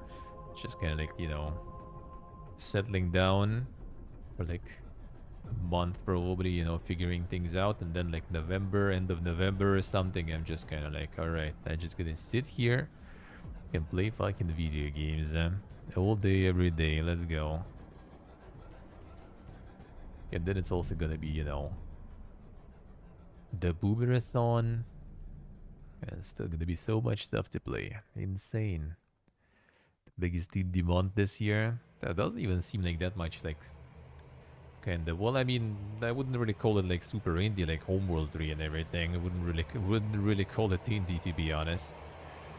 Got a decent amount of kind of like pretty big ones too. A double A, I guess, or something. And that's the usual. Like every month, like I kind of get that stuff. I'm like, oh, this month look kinda not that crazy loaded. Good. That's gonna be, you know, catching up with what I'm playing, doing some backlog, and then like suddenly boom, boom, boom, release, and you just kinda like, shit, man, what is this? And the stock will come this year. Yeah, we'll see about that. We'll see. Hey, Ruben. Well, we will see. Well, June will be really cool, though.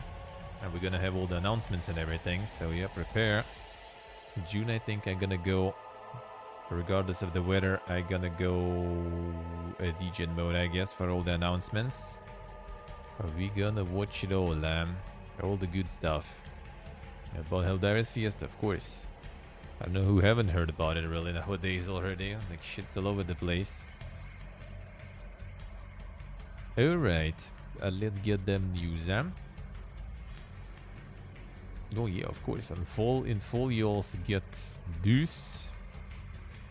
Starfield's first expansion, Shattered Space, to release this fall. I see. So like which Stalker, which Space Marine? We have Starfield DLC, man.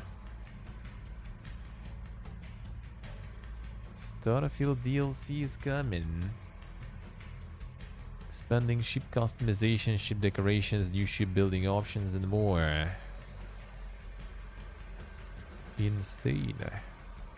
That was, I think, the update that was out, though. Yeah, the last year in 2024 plans for the game. They did get that going. Shattered Space will be free for all Starfield Deluxe Edition owners. Oog.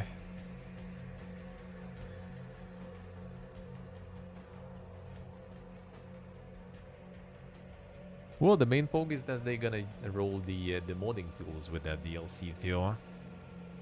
I wouldn't mind playing, but yeah, I had it on Game Pass, so I would need to buy it somewhere else. And, you know, like buying Starfield is a different story.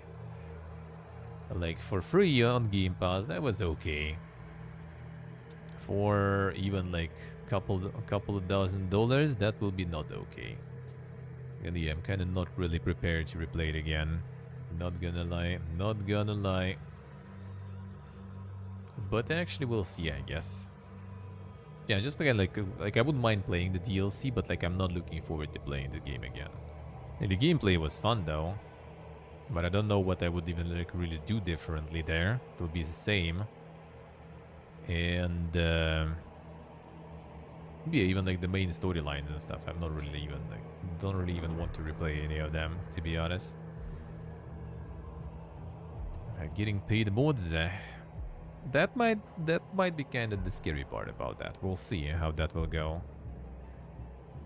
Like if they will push that with Starfield especially, that's gonna be just like dead on arrival instantly. Instantly. I think they kind of should at this point already learn that they should probably like, you know, forget about those attempts.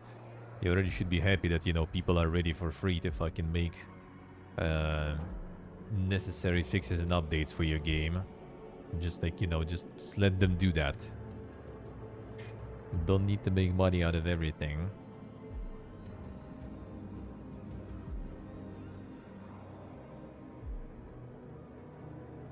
So like all this like the Returnal announcement and stuff was basically like celebrates Returnal 3-year anniversary with Fallen Asteria animated adaptation, graphic novel and more.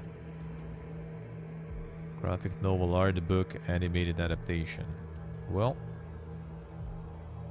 I guess. Boga.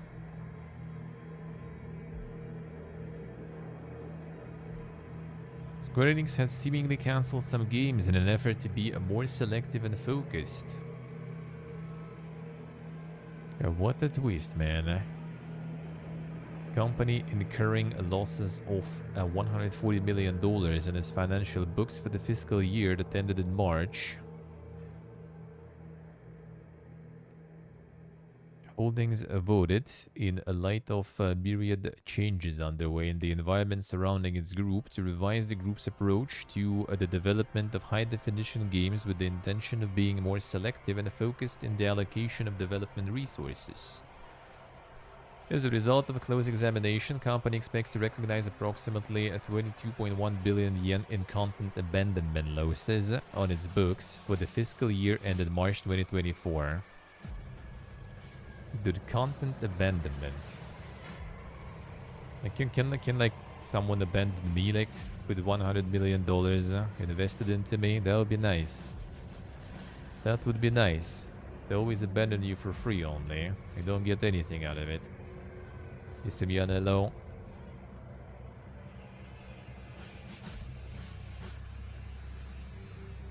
At the corp focus there, man. Roughly $140 million of games in development been cancelled, and it's unlikely we'll ever find out what they were. 140 mil. I could just like down the drain, man.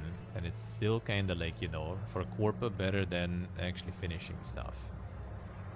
And I mean, getting those games down the drain, I mean, I assume we're gonna hear some more about, you know, like people who are working on them games and going down the drain too.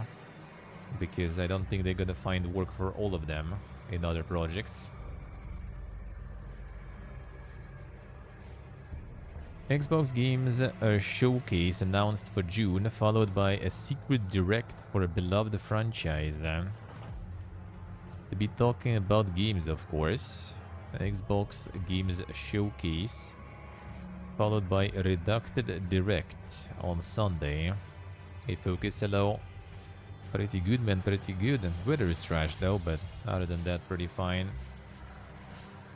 People with nothing on their CV after 3 years of work, yep. So what this franchise is? Any experts on the logos and stuff? There's some rumors that they're gonna be dropping Gears of War, and the voice actor I think said that we're gonna hear something about it in June. So maybe. I'm like not into like any. Don't recognize it. Let's put it that way, I guess. That's just Call of Duty. Oh, just the Call of. Oh, well, actually, yeah, I guess makes sense. It's Microsoft now, so it's gonna be actually, you know, more important for Microsoft than their own franchise, and at this point probably. So the whole direct about Call of Duty. Oh man, I can't wait. Can't wait to see how it is not the same game as from previous years, huh? Bot 1 Arkham Shadow announced for a Meta Quest 3 this year. Another one in VR. Unlucky. Well, actually, I guess kind of lucky though. People with VR getting, you know, more value for whatever they bought, and for whenever some of us will decide to, you know, actually get that VR, there will be something. There will be something at least for us. Welcome back, Steve.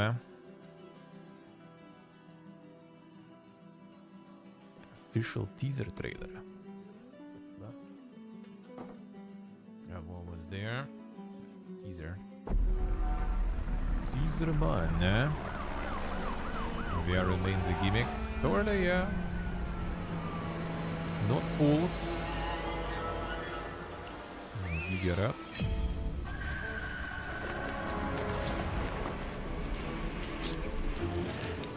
Bot versus Rot.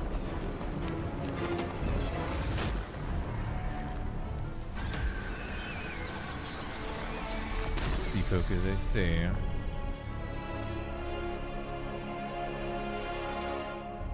I mean, true. Make VR game, no VR. Ooh, I think it takes like some time though. Like, wasn't that project with Alex like actually like taking a very long while there, wasn't it? Or wasn't it? Some of it is like a little too cold, I feel. Trying to put it in the fridge.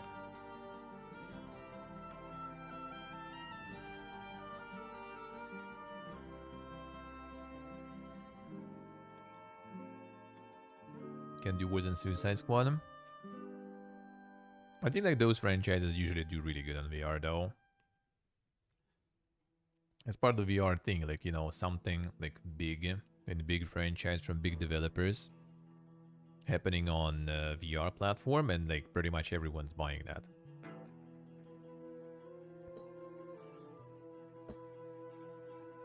I don't think they actually like necessarily fail or something there. Maybe some of the machadi, the cornbread again.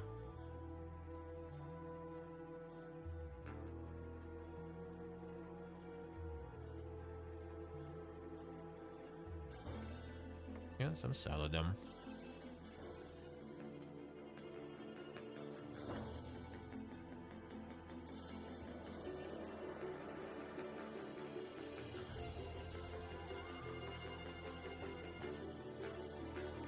Suicide Squad is on life support. Like, it's not dead. But they already have some, like, you know, few seasons locked basically for it to happen.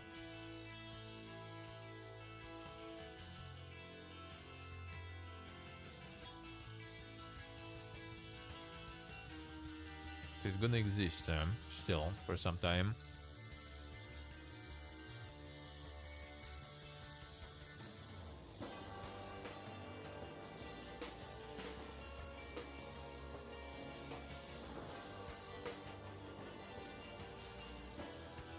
To be honest, they still can actually make it, you know, somewhat kind of start to make money back. It really depends on how much they're willing to wait with the, you know, recouping their ads.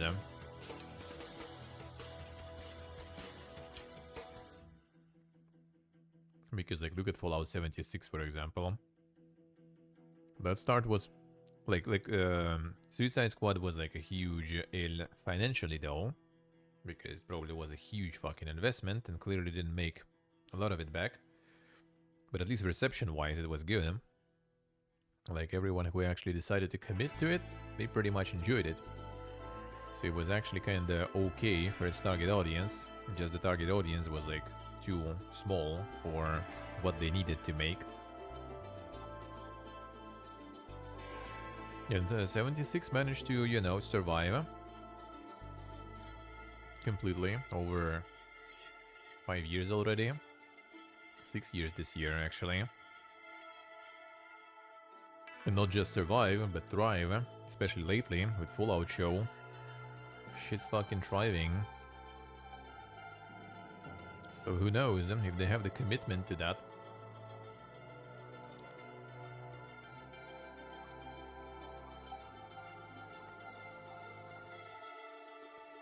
Especially since eventually, inevitably, there will be some like shows, movies, or whatever in Batman universe and stuff.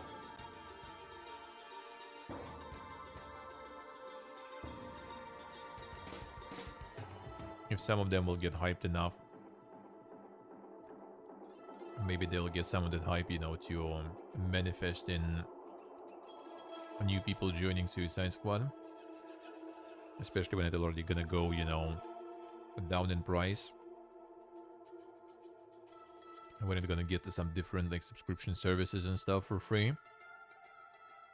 I could see people kind of discovering it. The question is that, like, are they ready to keep it afloat for all that time though?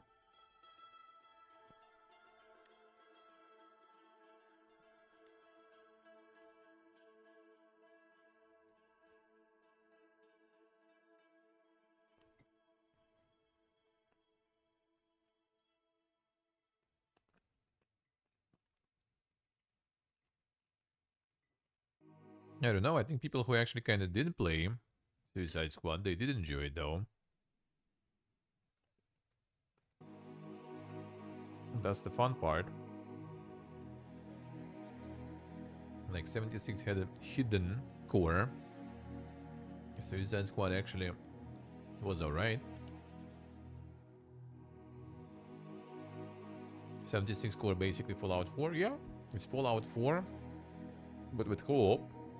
With a lot of shit to do.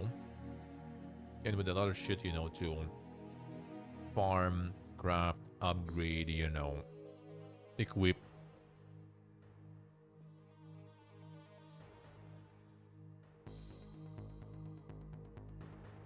Recently, people unhappy. Well, it seems like the new content is... the new content is not doing that well.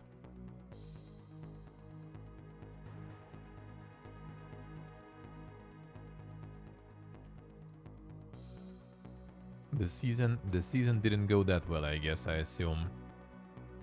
The Joker didn't carry. A Joker didn't carry, man.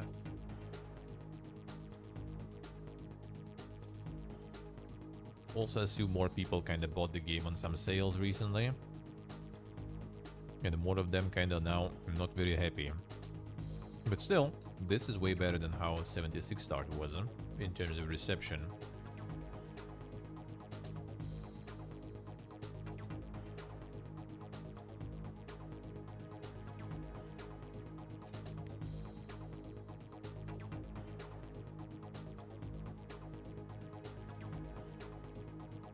So if 76 was possible to keep afloat and kind of profitable, this might be too, sorta.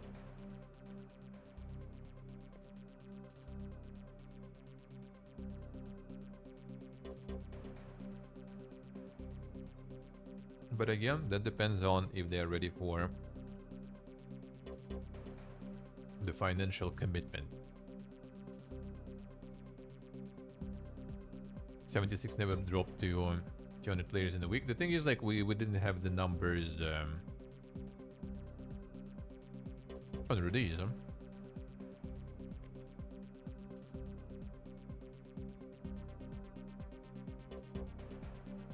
Like, Steam release Fallout 76 is actually a completely different game.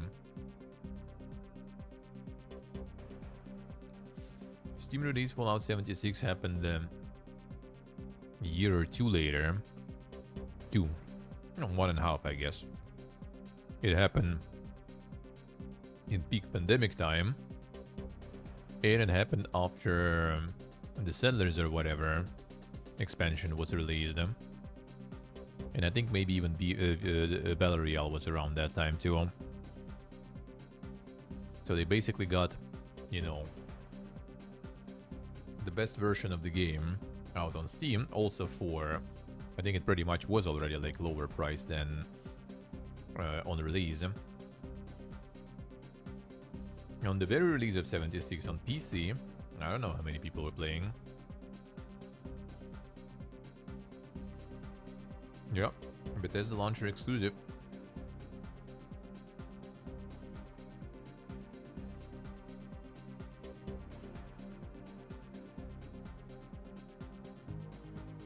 A Bethesda launcher exclusive.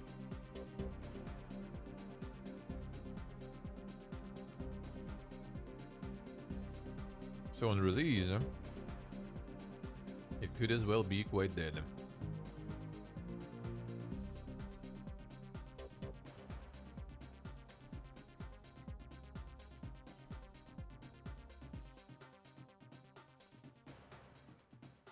mean, it can recover anything, honestly.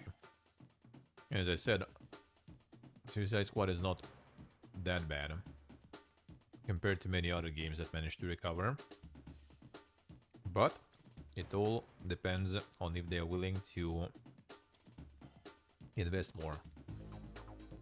As we learned with Avengers, for example, sometimes they just want to, you know, take the hit and cut the losses.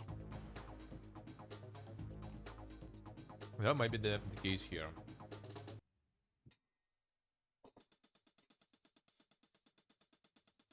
I'm just gonna take the hit and whatever. Could be. Could be.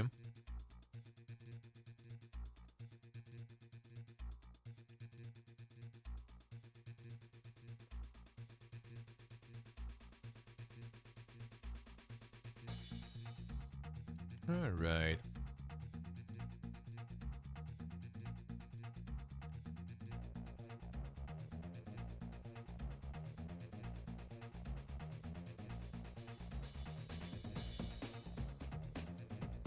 Let's see. Next.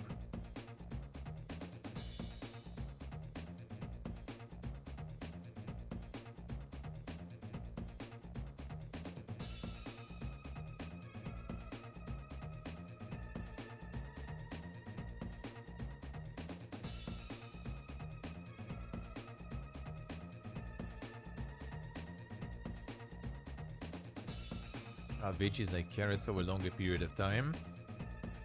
Well, depends on the veggies on. Well, in particular, they're different. For carrots, yeah, for carrots, probably some just like not the fridge, probably. Probably not the fridge. Even though fridges have like this like special like compartment nowadays for the vegetables, maybe those actually do kind of work good. For that, but yeah, we just have them like pretty much just laying in the kitchen,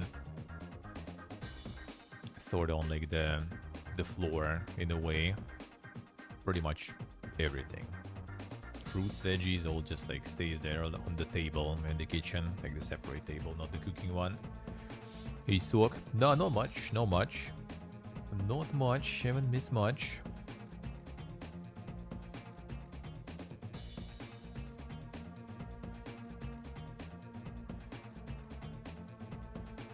Take-Two closes Rollerdrome and Kerbal Space Program 2 studios while majority of private division laid off.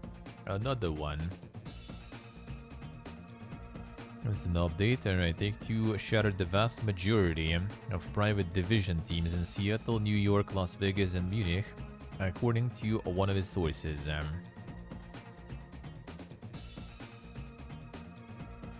What a beautiful time, man.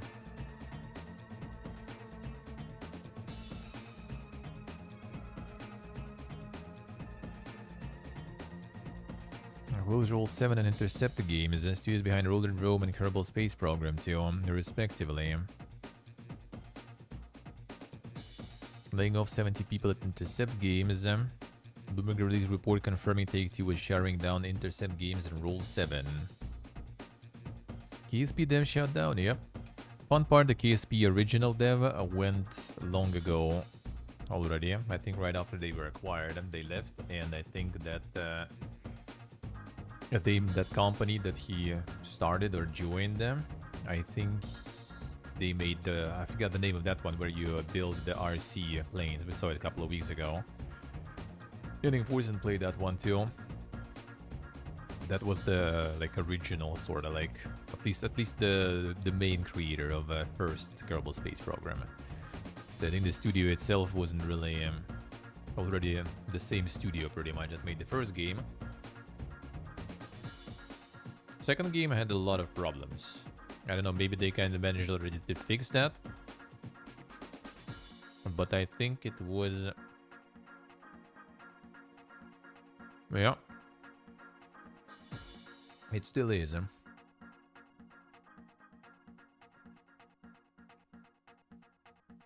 So that since the very release didn't go that well.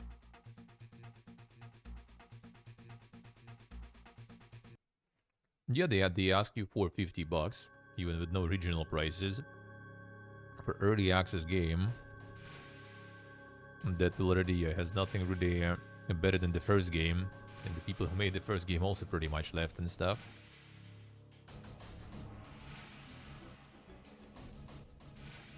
Yeah, now the studio is closed.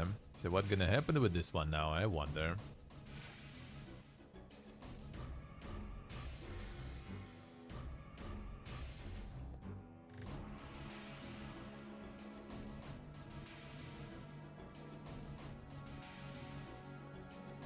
Wait, turn it around without burning money? I mean, I do think it's a pretty decent way to turn it around, though, actually. Like, it's not that super deep.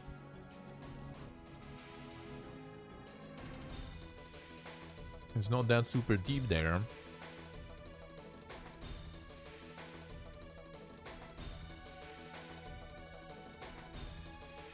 Devs get high on their own supply. It has nothing to do with the original devs. As original devs are not even in the studio anymore. They made this like I don't remember the name of this one.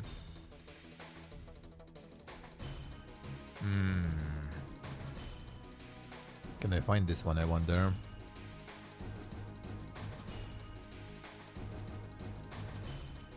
Totally not here.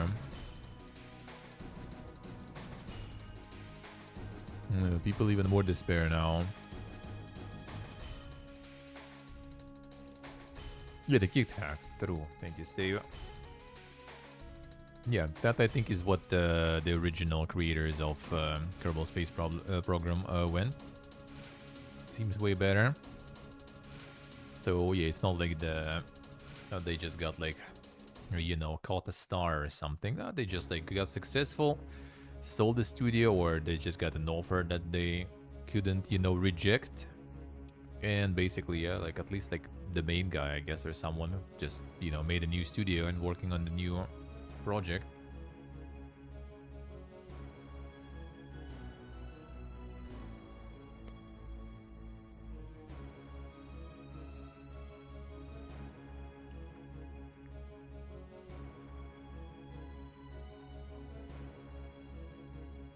Yeah, actually, yeah. They did.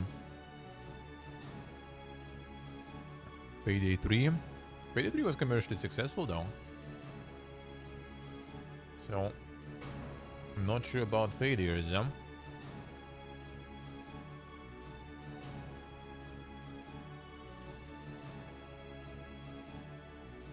But yeah, commercial success doesn't mean critical success, I guess.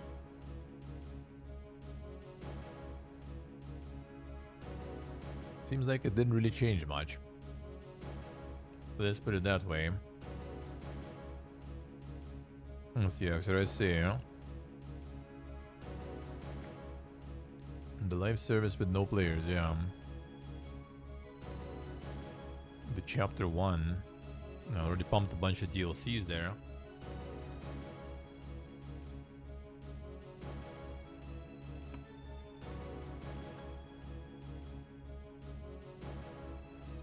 They be posting in the double XP weekend and everything.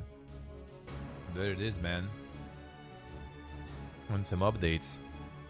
Amazing.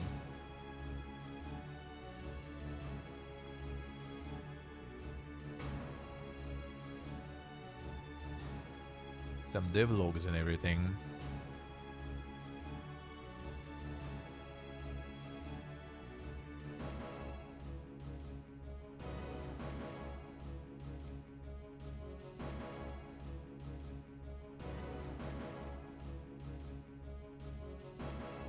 would refund if I could.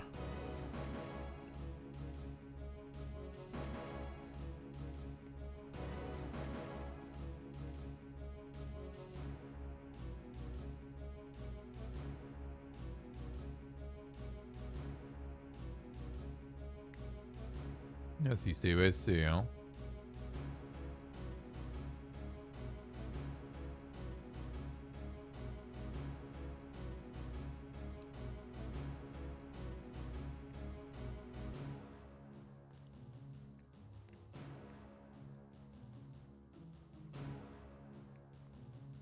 Friend who plays CS2 would send if I post a review on this game and get 300 likes and 100 awards.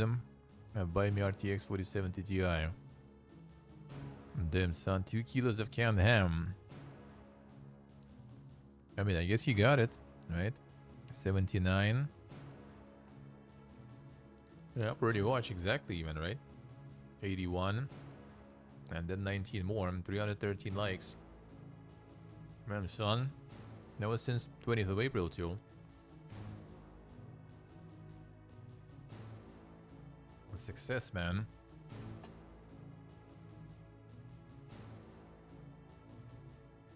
Easy 4070. Enjoying the ham, too, yeah. Ham sounds good, huh?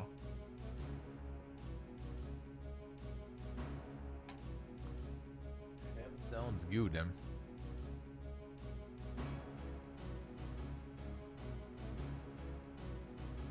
Alright, continue.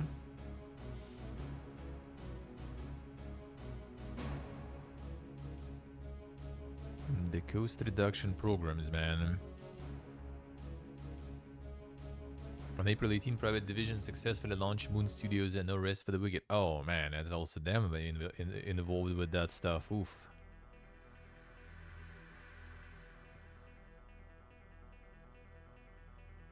Oh, Tales of the Shire, also Private Division. I wonder how that will go now. The rest of the Wicked that start, I guess, also was kind of like the last drop or something. Even though I give them that, they patched that shit like crazy. Like, holy, they actually like went from like the mixed and everything. How is it going now? Yeah, they went already like close to a very positive. Like the first like week or something, they were just like pumping and pumping and pumping. Non-stop. Yeah, now their publisher gonna be closed then.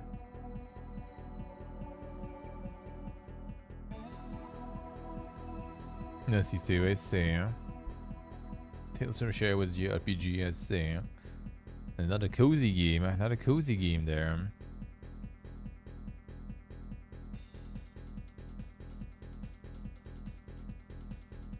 So basically, Private Division.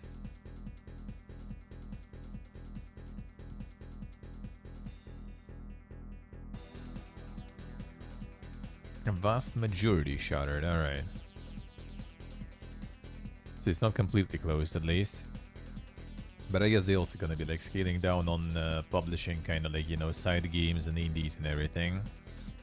I assume.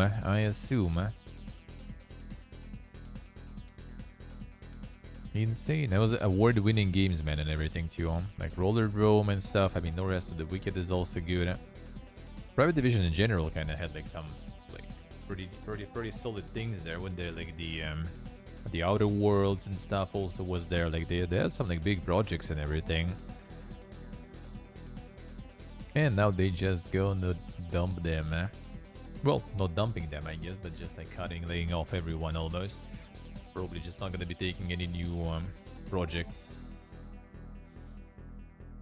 Pretty popular, yeah. I mean, it is. It is. Like commercially, I'm pretty sure it was like quite good for them. And now also like they actually it was still like, you know, mixed for a while. They just kind of like started, you know, to turning it around pretty fast also. Like first week or two, they were just like pumping hot fixes and everything non-stop. It was like constantly doing stuff and changing stuff. And well, there it is. They got the result instantly too. So it probably also, like, through the early access and everything, also will most likely get the whole bunch. The whole bunch more. Farming with content creators, yeah.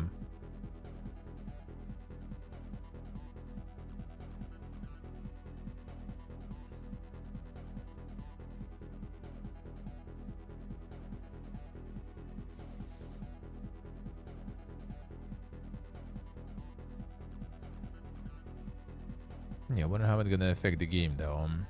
And the fact that publisher is gonna get like huge cuts. But yeah, this one's probably more or less safe at least because of like the pretty big developer, because of good sales. This one should be fine. But some other ones, not sure.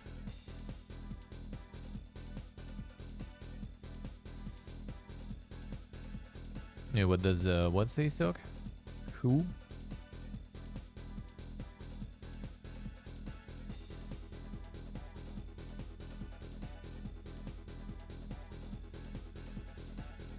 A Deliverance Mars developer, Keokian Interactive, lays off nearly entire staff.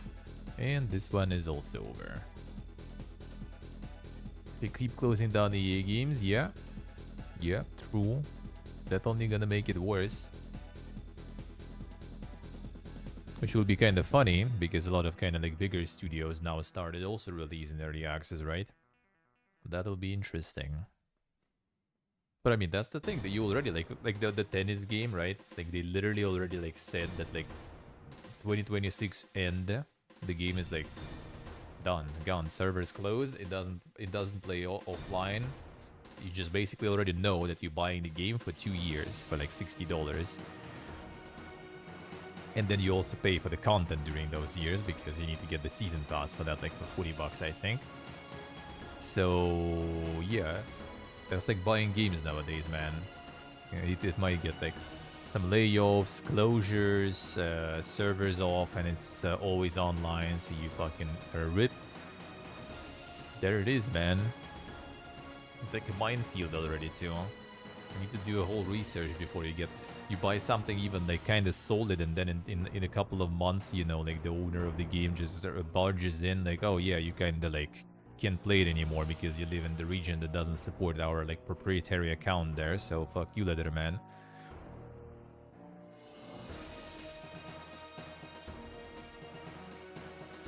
Perfectly fine if you say it beforehand. At least that's honest, yeah. At least that's honest. You know what you're getting into.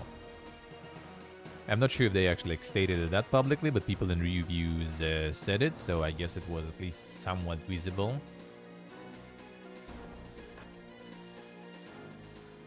Yeah, the developers can just abandon it already. Like it was already a risk, and now there's even more risks involved, basically. There is also, for example, shit, what was the name of that one? And like so much stuff that you always forget the names. Well, actually, I know how to find it easier.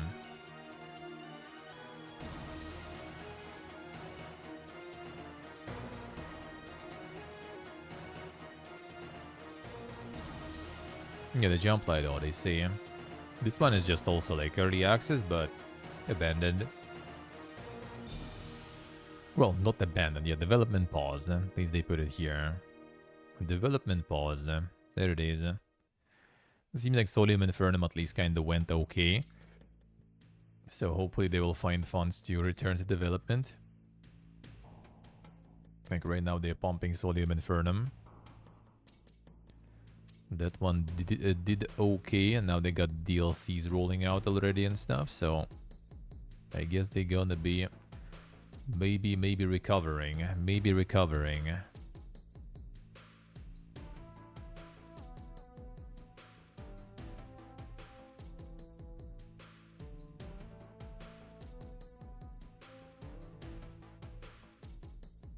Yes, they laid off entire staff. Studio's 2 founders are the only remaining employees. There it is. Exhausted all our possible options for publishing, work for hire, and co-development, and as a result, the remainder of its staff has been let go. 13 employees were affected, 11 of which were full-time and 2 freelance contractors. Are they gone?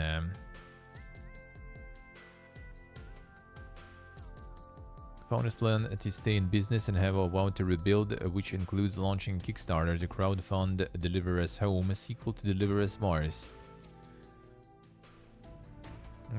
Kickstarting might kinda work. That might kinda work. But again, like imagine also kickstarting stuff in current economy and everything when you already like seen that the studio already got like so many people just like well, I mean at least it's the founders. It's not like they're gonna already like remove themselves, but you just can like stop working completely and just, you know, go work to some AAA if they can find some spots there, or go, you know, like work on the warehouse. That's where we're all gonna end up probably eventually.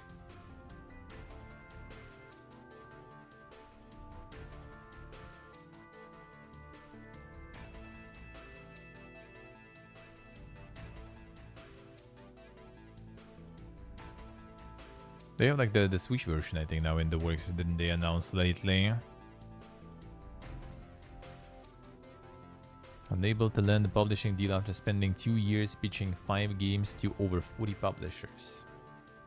Instead, founders decided to publicly reveal these projects to help garner interest, one of which was Deliver Us Home, and 2 were Deliver Us the Moon spin-offs, including a VR game.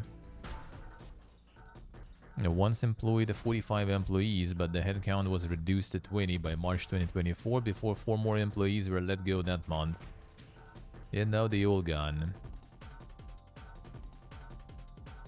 They had gone months without collecting a salary to help stay afloat. Imagine if like the Take-Two CEO wouldn't collect his salary to keep Private Division afloat or something, huh? Not gonna happen.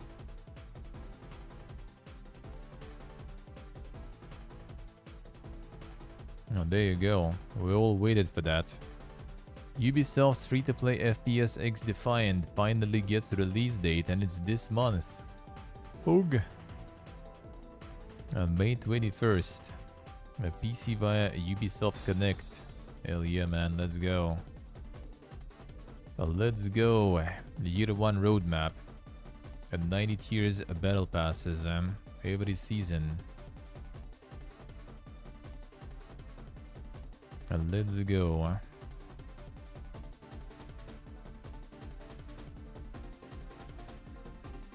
A ranked mode practice playlist will be live in the preseason 2, giving players practice a go at the game's upcoming ranked mode. Players battle it out in 4v4 competitive matches.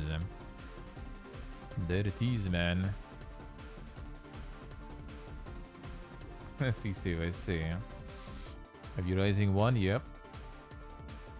The game is painfully mediocre. That's like a lot of these, like, I don't know, man. I just kind of like... I don't even like... They don't like give the response, you know, in the brain anymore.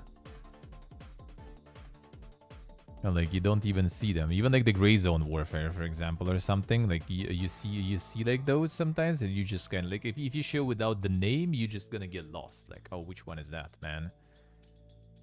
Like it's either gonna be like this like giga super realistic shooter sorta with those like you see the gun models and all the scopes and everything, and you already kind of like, oh shit, which one is that? Or it's like this like mildly futuristic weapons, and then again it's kind of like, oh, this might be that, this might be this, like which one, I don't know.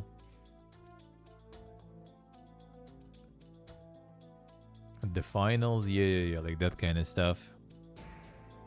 And they do be already at this point kind of looking very similar. Some like automatic rifle is pretty much this like the same look and feel in every game already at this point.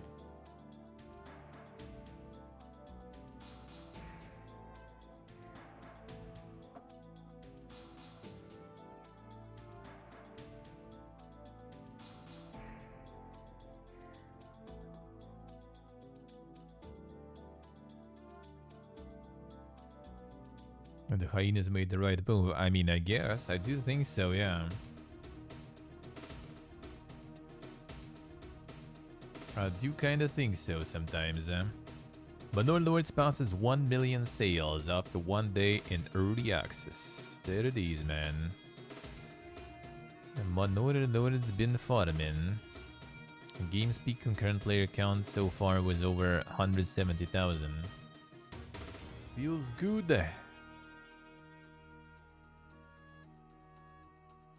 That feels good. And people still molded out, dude. Apparently they're already actually can we like catch those in the wild? A specimen. The specimen.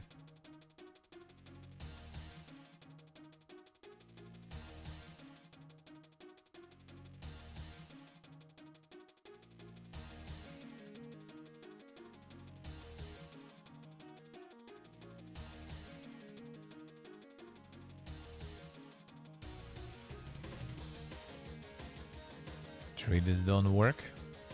Didn't have that. Didn't have that. Oh, you have that issue, Steve?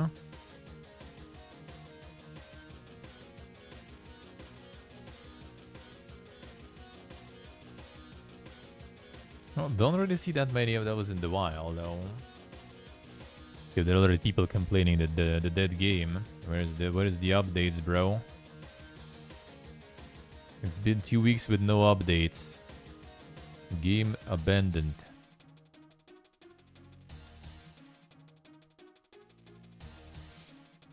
Hey, Doxel. No, you can actually play without PSN account? Damn, son. Feels good, eh?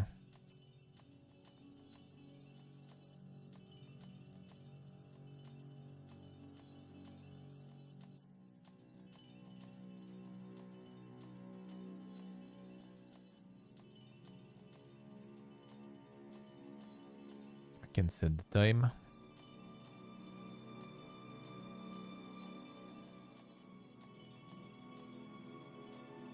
Balancing of the enemies like you fight level 1 versus a demon lord, huh? Not really.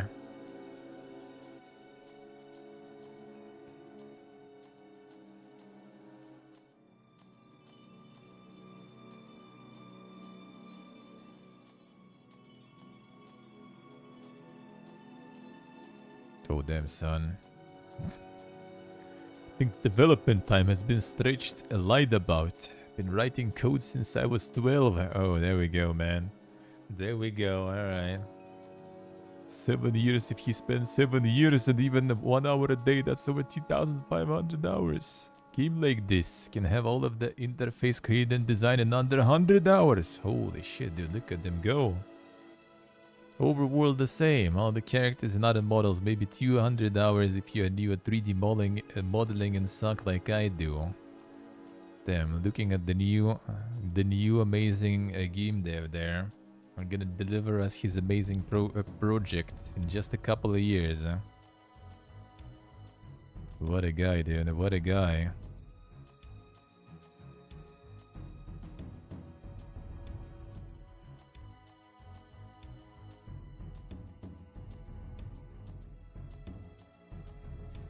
All the way to HTML and JavaScript, yeah. True. Yeah, hell, I should have one there.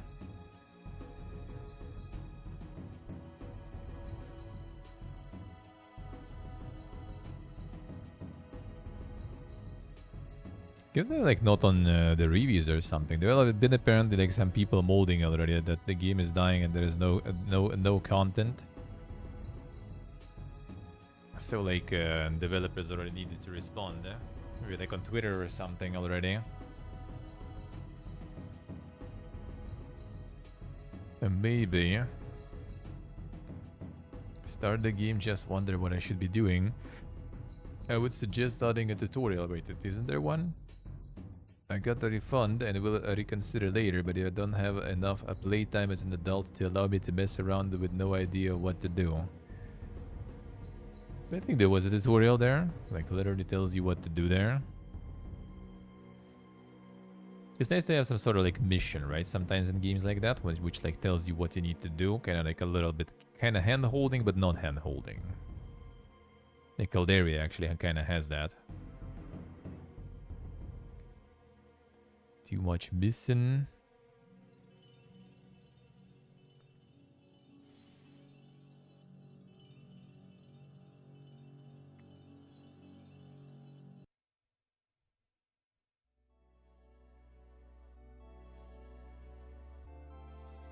game puts me to sleep. Brother, why did you buy, you know, the city builder then? Why? 20 hours of my playtime was me forgetting the game was even on. Holy shit. That's some Gigori funders right there, dude. Huh? It's not intuitive, it lacks content. Doesn't provide enough feedback. Not intuitive, eh? Skylines you got like a fresh, I think. Didn't they release like the DLC or something? And people molded out. So they kind of backtracked on that.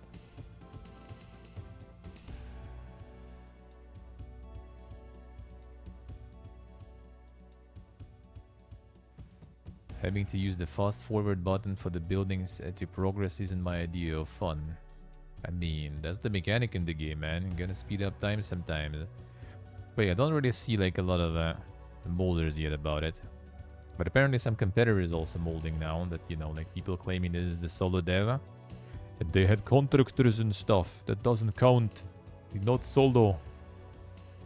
So the usual stuff, you know. Like Elden Ring succeeded, everyone came around, like started like molding about the, you know, that, and that they are not supposed to get that. Hey, Gus the money, hello. How we doing?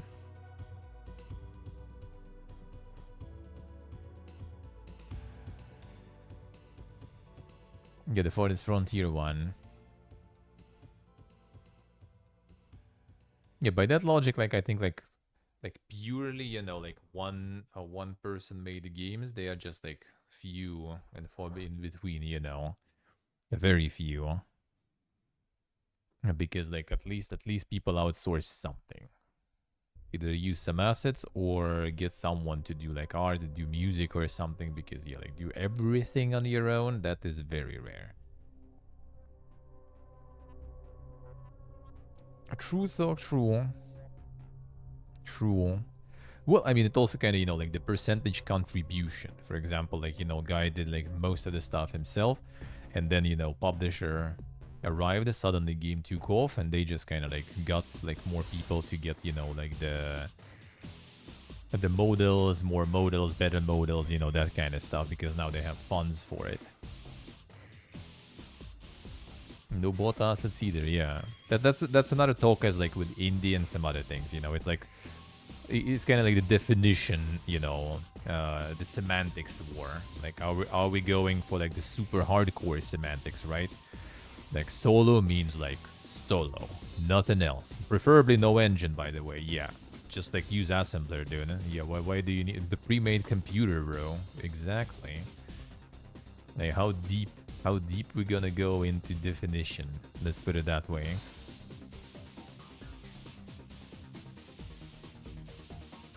So yeah, that's kind of like a tricky one, and yeah, hard to say what's gonna be the proper definition there. But yeah, I think like if you like just have like random contractors tuning in for different things and using some assets, why not? If the main organization, main core and everything, like everyone praises Kojimbo, right? But Kojimbo always had like a team to work on every game, but you know, he's the one farming all the praise, or like Todd farming all the, I don't know, whatever Todd farms. It's hard to say, man. It's a very mixed bag he farms there, let's put it that way.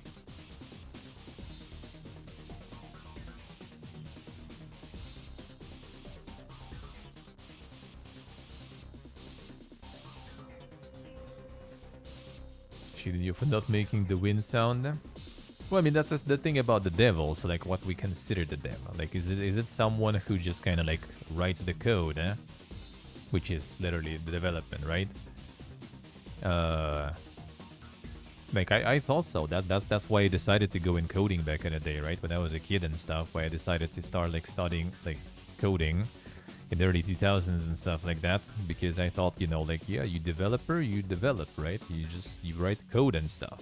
And it's only like way later I realized that, you know, the actual game is like the code is not exactly, you know, what makes it. I mean, it's literally what makes it, you know, work, right? But what makes it more is kind of like the game design and everything. It's like the person who kind of made it all together to work as a game. That's like the main person, sort of. Not to diminish, you know, achievements and everyone else on the project, of course, but still, if it's like the one guy who just like contracted everyone else, but they kind of made it work and put it all together, then I mean, yeah, it's their game, sure. Sure. And you still might be a god dev, but as long as you're not bragging that you just did it all like alone and didn't need anyone else, then yeah. But I don't think the dude really bragged. A lot of people kind of assumed it also, like, you know, like the one dev and everyone is just like, yeah, like I think Farthest Frontier got like a bunch of people since the game is in early access for a while, and a bunch of people just went like, yo guys, you have a whole team. There is one guy and he did that, and you guys with the whole team can't make that. Like, what the fuck? Where's content? You should be faster. And just people assuming, I guess.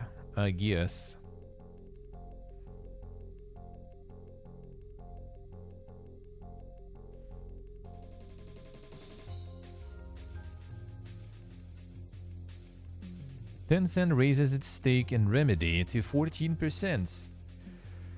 The increase comes 3 years after the firm first acquired 3.8% of the studio back in 2021. There it is, man. Easy for Tencent, man. Easy for Tencent.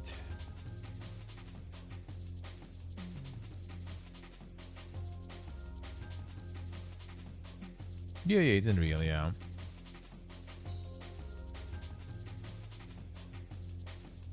Yeah, well, that's the thing. Like, a lot of like new games coming every week are like, you know, $60 and everything. So people just want to, you know, like they just want you to pump the content. They don't want to buy more games.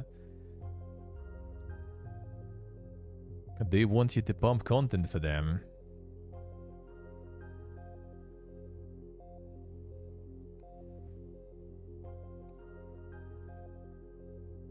Remedy reported financial results show 22.2% decrease in revenue, 33.9 million, and yeah, they still didn't make back the money they spent developing Alan Wake 2. So for Tencent, it's probably like easy acquisition, since they still kind of like down even on like Alan Wake. Probably easy money.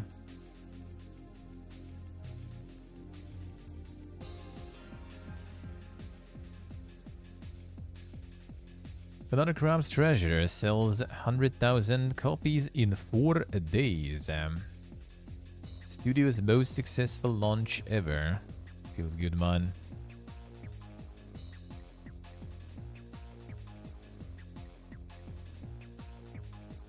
How so? Hello, how so?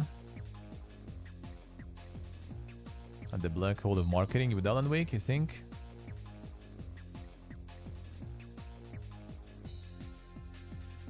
I don't remember them like going all out with marketing hard though. Hasbro's $1 billion bet on internal game development. Head of digital product development Adena Ayuba tells us about the toy maker's plans to get back in the game. So basically, Baldur's Gate 3 big. Okay, now we're making games ourselves. There it is, man. TLDR.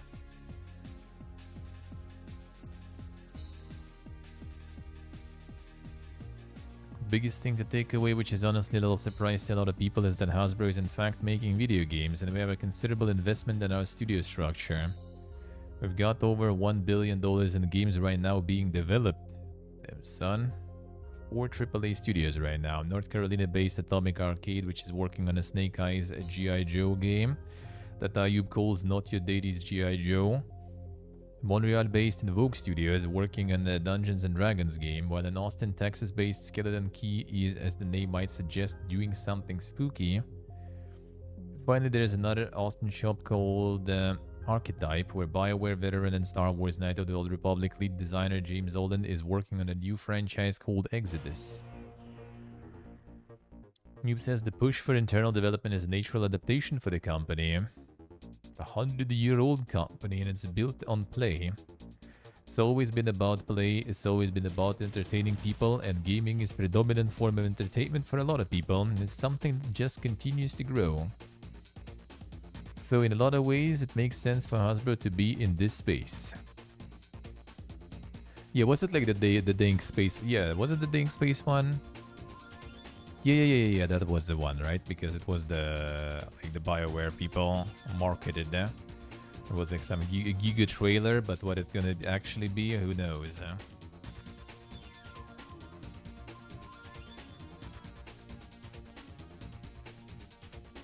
So they actually were kind of working with that already for a while, though. Hasbro's interest in gaming already endured some rough times as 2023 began and ended with the layoffs at the company, which said the goal now is to focus on fewer, bigger, better brands.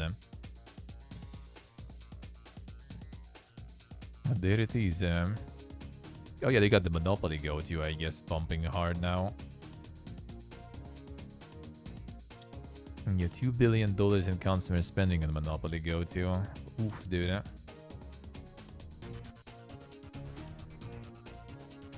Baldur's Gate 3, a company for myself that was a fantastic example of execution of the brand in an authentic way. And the players came, they sure did. They loved it and are asking for more, and I think you can see that with other brands as well.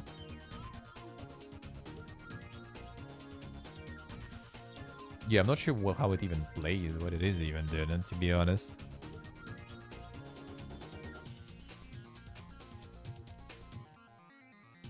Not so sure even.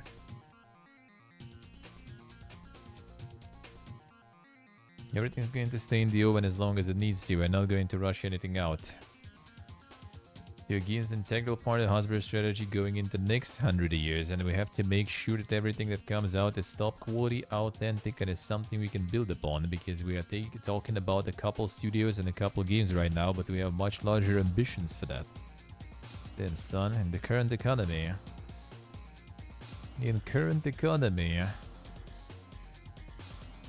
Oh, damn gamers, let's go. LinkedIn launches games on its platform. So like, what's the goal there, dude? What's the point of this shit? So now when you're like trying to search for a job, you can also play some games. Are they gonna like, you know, like put that on your resume now that you have like the top score in some of the game, and that will increase your chances? How will that work? How will that work? Time to gamify everything, dude, huh?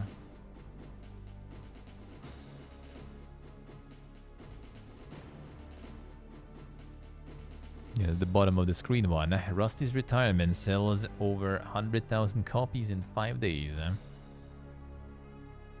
That's pretty much as fast as the Crab Souls, without even the beam factor to it. That's good. They'll become a dating app, yeah. Can you score yourself to date a CEO or something? There it is.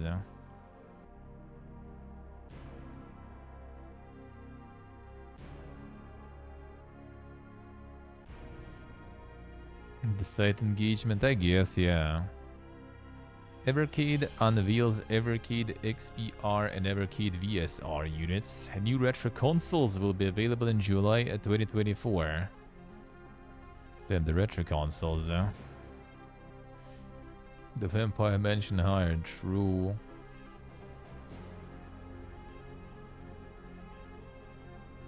A 1 cartridge collection bundle with USB-C charge cable. Due to expiring this licensing agreement, it will not include 18 built-in games from Capcom. Damn, son. Retro games on a television with 1080p resolution. Probably something like that, like is on AliExpress already for like $20, man. And you don't need cartridges or something. They just all digital, I assume.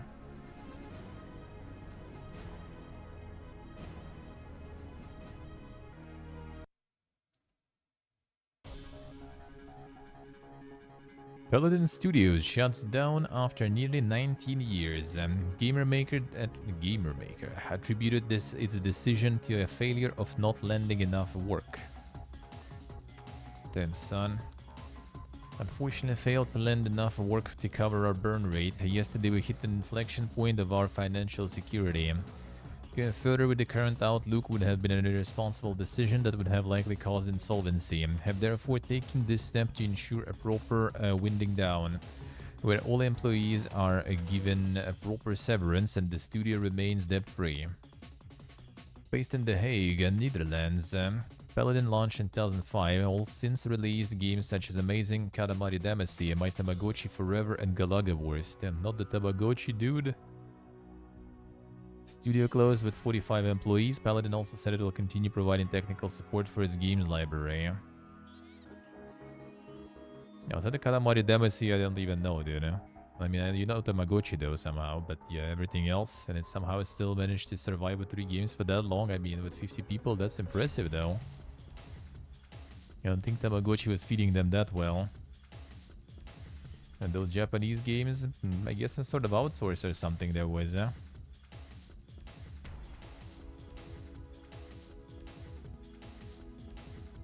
A Grey Zone Warfare sells 400,000 copies in 2 days. Tarkov shooting themselves. Who's making like real quick some Giga Helldivers copy? Let's go. Like they need to start releasing now. Yo guys, we don't need PlayStation Network. Come here. We decided to rush the development and release it like, you know, 2 years early, with completely alpha state, but you know, we're just ready to take your money, man. Yeah, I wonder if someone will pull that off.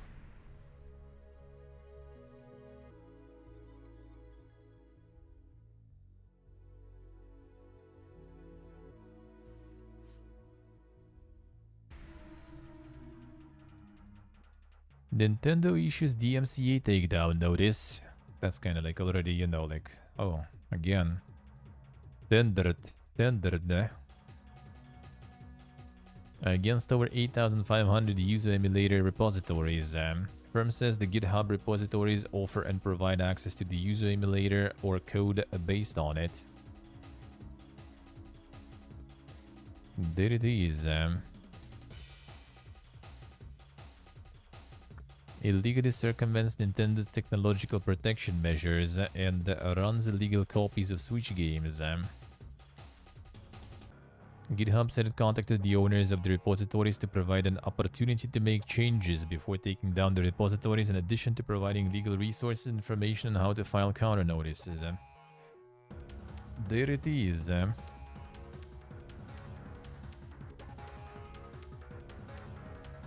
Weeb Divers. The Weeb Divers are coming, man. Or Foodie Divers. There it is, man.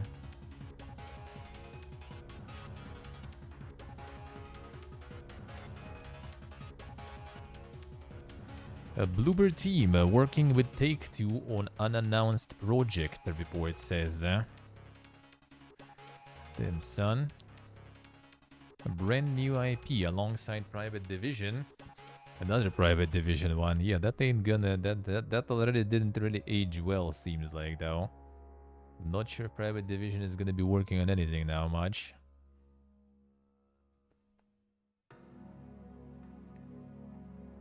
Could be, say you could be, yeah? There was like something them, I guess, saying, yeah. Yeah, the recent financial update, yeah. The financial update we saw, yeah. The Project C, true. Well, advanced, very pleased with current progress. Yeah. That I remember now. That I remember. Revealed later this year. Let's see. Before Private Division's gone and it's all over.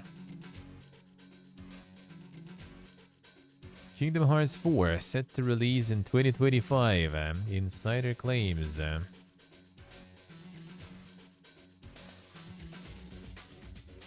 Oh, there it is, man.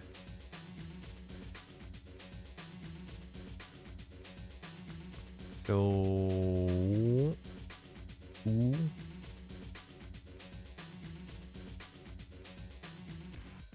Anything else? Okay, there's just like a bunch of water there. Alright, so some dude who's, I guess, was guessing some things right before said the private Patreon even. And that's apparently the rumor. Alright. Here it is. I like that how they still make an article out of that though. Like, not just, you know, well, that happened. No, we're just gonna like, you know, add a bunch of shit there. But that search engine optimization, which Google again shifted algorithms now, apparently Dexerto got fucked, so at least sometimes those algorithms change, you know, for the better. Oh, and Kotaku too, so double whammy there, dude, huh? Game of Thrones MMORPG in development at Nixon, it's claimed. Oh damn, the pay to win coming in. It is coming. Game set north close to the wall in Winterfell, and the characters from the series will be featured, but they won't be voiced by the original actors. Then they don't have that pay to win money to get the original actors. Shaken by a SBH, man. Somewhere around season 4 and 5. Yeah, I watched the show, so I kind of like don't really give a shit. Player will meet these and other characters during the game. As far as we know, the original cast isn't returning to voice their characters, at least in the current iteration of the game. Instead, the game will have a new voice cast who will try to sound similar to the HBO actors. Oh, what a twist. Protagonist original character, not one that we've seen before.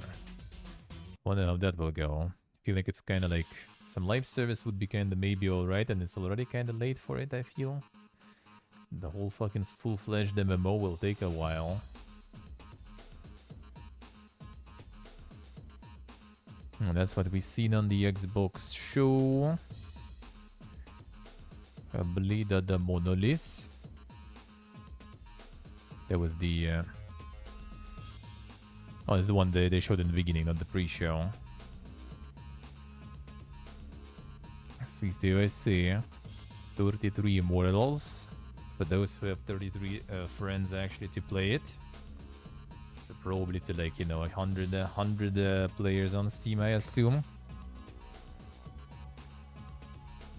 Well, World, the new pulse coming summer 2024. Yeah, we watched all this on the Xbox shows. I'm just gonna like kind of like quickly go through it. Just to remember, just to remind. Commando Origins. Close beta summer 2024. They're close beta though. Centum. Oh, that was the Way to Think one, right? Lost Records Bloom and Rage from the Life is Strange devs. True save, true. The Keylocker, Way to Think, Cyberpunk JRPG, Stampede Racing Royale. Yeah, the Jackbox Naughty Pack. Didn't kind of even like get what this is exactly about. But I guess kind of more, you know, more I think Coomer games there. But a little different type of situations when you play those games. Times in Galaxy that I also kind of didn't get. Just like the Dink song, but I didn't get what the game is about whatsoever. There is Sundred Tribes. Sulfur, that looked nice. All you need is help also kind of looked like okay one. For friends, havers and everything. Tales of Iron. They kind of like pushing Tales of Iron quite a bunch though, like already on a lot of shows. Going ham with it. Going ham with it. Hangry, that looked kind of like... I don't know, dude. I don't know. Look kind of a bit weird, I feel. Promise Mascot Agency. Oh, that one. That's a weird one, but interesting.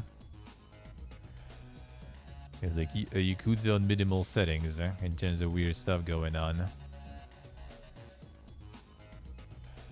This is the real Gamera games. Triple I Initiative that we obviously saw there. True 500, true. Oh, Dungeon of Hinterberg. That's kind of like a key puzzle one. For those who are enjoyers of that stuff. The nice puzzle stuff, Empire Survivors so in Triple I. Yeah, that's it pretty much. In that showcase, we just needed to like watch all this here and it will be good. Otherwise, that was just... Oof. That was the IGN showcase rather than Xbox showcase, to be honest.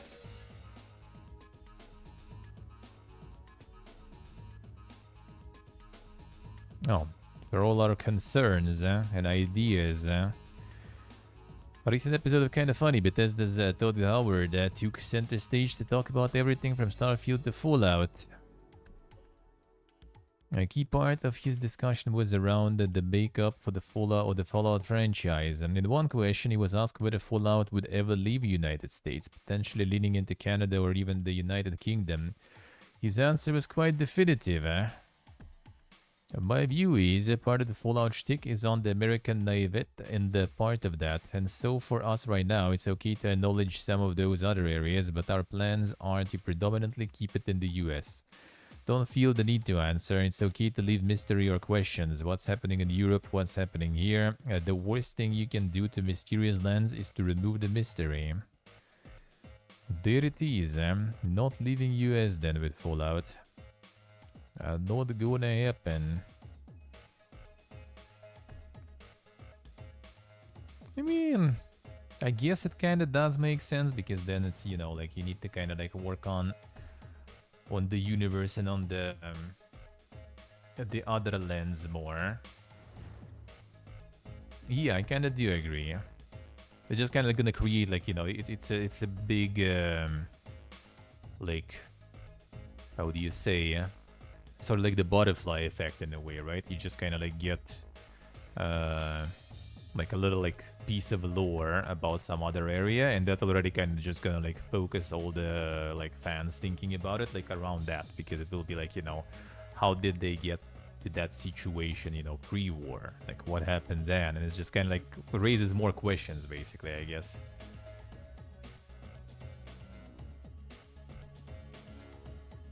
And they're not up to the task. I mean, I think it's like going on that task globally would be a bit too much, though. I kind of do agree with that. I kind of do agree.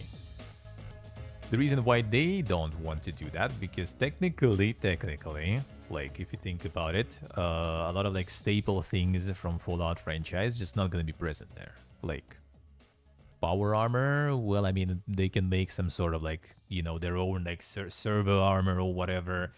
The different looking and stuff, but again, it's different looking, right? And you can see how like Bethesda, you know, just stuck to all the like the pictures and the main things from Fallout, as we like talked about it many times already. Like Brotherhood of Steel, power armor, super mutants, Nuka-Cola, you know, Pip-Boy, all that stuff is just kind of like all over the place, just plastered. They can't really do it there because it makes kind of no sense if they go, for example, like Europe or something. It's going to be like different corpus, it's going to be different, you know, organizations. Like they basically will need to kind of like make something cool for those regions. So they're just losing all this like, you know, pumped up, hyped up arsenal of things that they can just like slap on any game or on any show, and it just like sells basically and does good. So yeah, I doubt they would do that. I doubt they would do that. Not even from the lore perspective.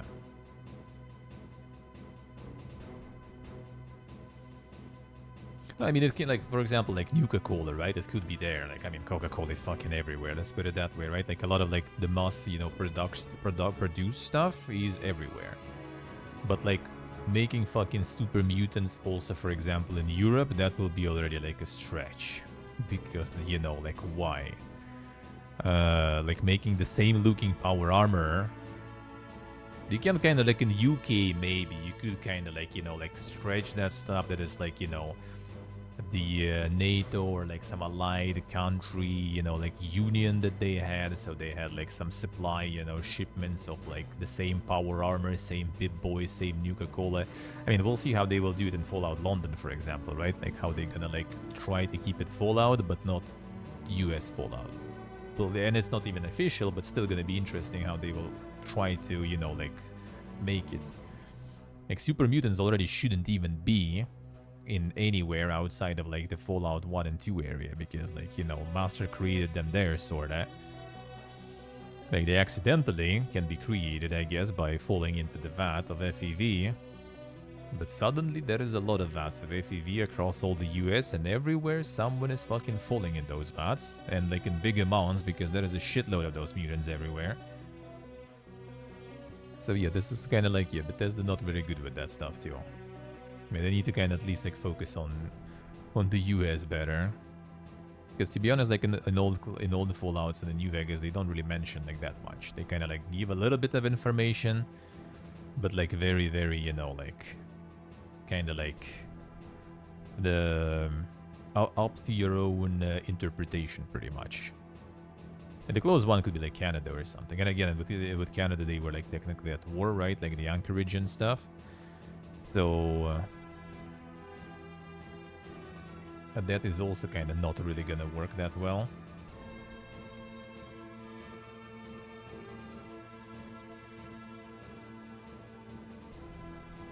And the Europe post-apocalypse could be more interesting. I mean, look at Metro, for example, right? Like, Metro in that sense is amazing because you can get, like, the huge, like, underground catacombs and stuff.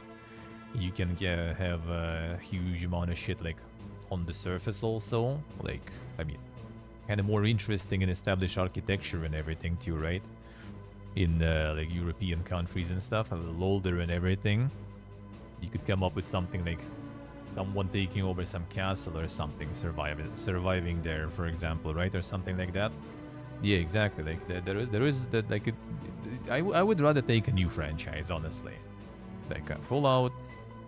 I don't know. Fallout, like, continuation from Bethesda, I have no hopes, to be honest. Especially if they will continue with the same timeline, right? Like later in the timeline, that's already gonna be like, what, already like 400 years after the apocalypse itself. It's like, you know, like the despair is lost already. Like, it's not post-apocalypse anymore. Almost, it's like some random shit. Like this, the pain, the suffering, like, it's not there anymore. It doesn't feel like it. It's all like too bright and positive at this point. Like some spin-offs, for example, especially those that go like back in timeline or like in parallel, that could be cool. So like, I would rather take like some other new survival game, not survival, like the post-apocalyptic RPG. Somewhere there, I would take that. But yeah, overall, I kind of do agree with that. Like, it's better to just like focus on. Like, it would be, in my opinion, even better like if they would dedicate a little more time into like developing like some regions, not just jumping. Like, we have like pretty much Fallout 1, Fallout 2, Fallout New Vegas. They pretty much all in the same region. And that you feel it because it actually develops like this, like, region, factions, you know, even characters, because some of them, like in pretty much all of the games, like Marcus and stuff, right? Like it develops that stuff. Like, you kind of feel that the universe is like more solid there. Bethesda stuff is like, oh, they made first 2 games there, well, we're gonna move third game somewhere else completely. Oh, and fourth game, well, we move fourth game even, you know, like to third, completely different place. And in the same time, they all have absolutely same recognizable features and factions and enemies and everything and weapons and stuff. So that I kind of don't like. I like the old approach more. Just like, you know, take one region, develop it really good, and expand it a little bit, and tell more about like neighboring regions and what happens there, you know, kind of like, you know, so start like spreading it out and making picture bigger, but still kind of detailed, not just like, you know, like we're gonna put a splash there, we're gonna put a splash there, splash here, and like no connection, nothing between. So classics for that I really like. And it's also kind of like you play like New Vegas and you kind of like read about the places you played and you saw in the first games, and it feels good.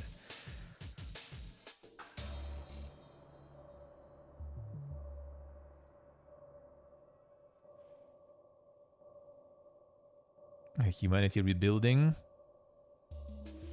I mean, true, but I don't know. I just feel like it's not like explored much yet, you know.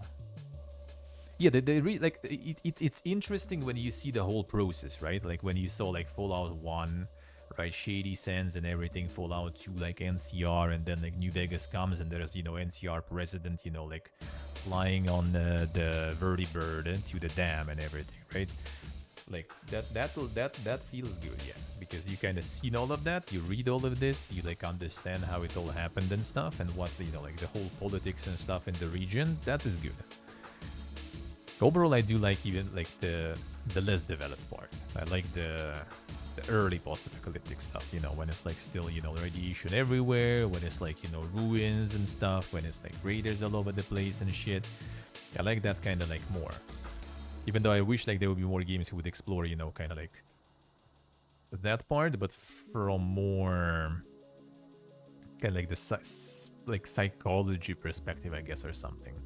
Like someone to like look at that theme from the perspective of like, you know, like the kind of psychology of the human being in that situation. Like how would like society and humanity, humans would like behave and what they would experience, and for what, which decision making gonna be like, you know, happening in that environment, in that situation. Because I mean, thankfully, we didn't really have, you know, nuclear war yet. We'll see, but you know that like maybe there is already some, you know, like psychologists and everyone, like, you know, like the how do you even like sociologists and everything, right, who already kind of like trying to like project and trying to create a model of that system, like how we would behave at this situation and stuff. And you can just like join the game, the world that is written from like, you know, like psychologists, sociologists, assistants, and like some story writers, of course. And then you kind of join in and you kind of can like try to immerse yourself, like what would you do in this situation, right? And just kind of like try to find the place in that like environment that was already created by people who are not, you know, just like Emile Pagliaruda, right, who just decided to write some dumb shit or something, but like, you know, kind of like some consultants and everything who kind of have an idea how people, like, you know, how their brains work in that situation. Maybe a bit of exaggerated, right? I think it should be both. Like, I think it's interesting would be to see like the fully, you know, like realistic model. And it would be kind of cool to have it a little bit like turned up to 11 with some crazy stuff, like, you know, Legion, like some weird, you know, gangs and stuff happening. Both, I think, is interesting.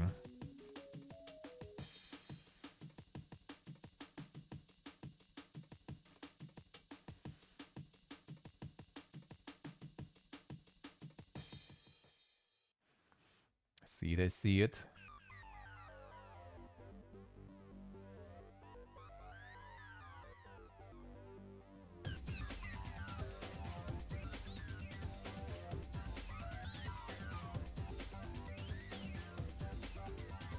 Let's see, Flanker, let's see.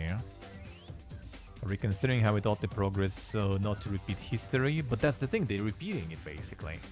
Like NCR is again, you know, like rebuilding the same, you know, democracy and everything, sorta, and Caesar decided instead of that just take something even more from the past and try to like use it as the modern stuff, sorta. But then again, there is Mr. House, right, who kind of just want to completely change the flow of things and do something completely different.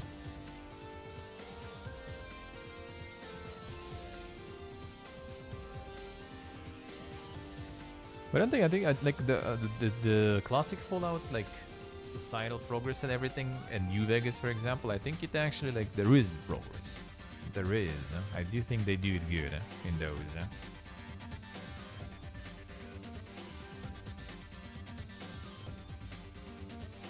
True, stay true.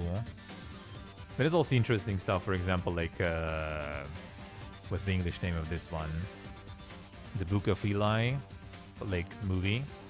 It's kind of like not really super, you know, like some crazy must-watch type of stuff.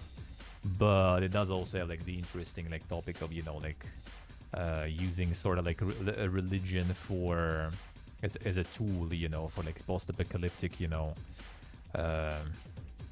society forming, I guess, or something, but like with potentially, you know, kind of like the bad usage of it, you know, like using like religion as some sort of like language that can allow you to take control over the people and everything.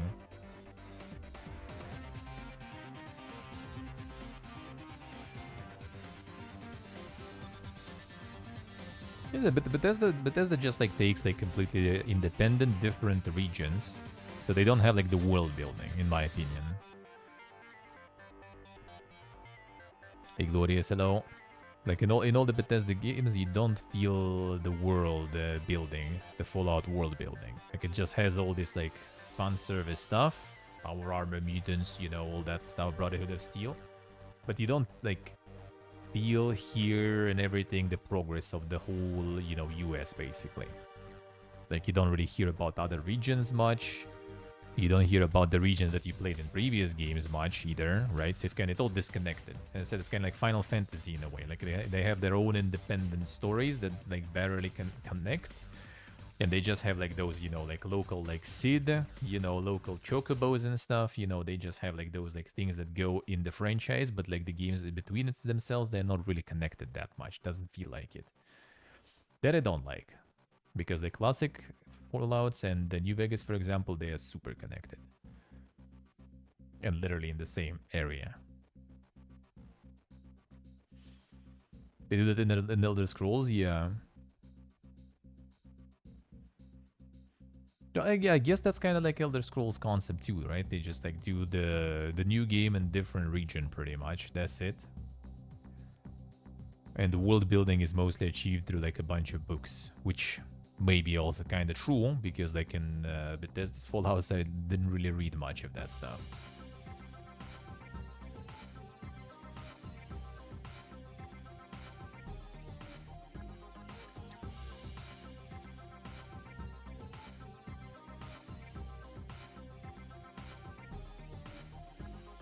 Might be Flinker, might be.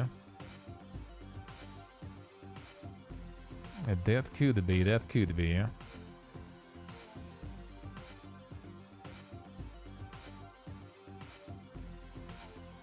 Well, at least the good news is that we're gonna see more Fallout games from not Bethesda. So that is actually big bog in my book. Not gonna lie. Not gonna lie.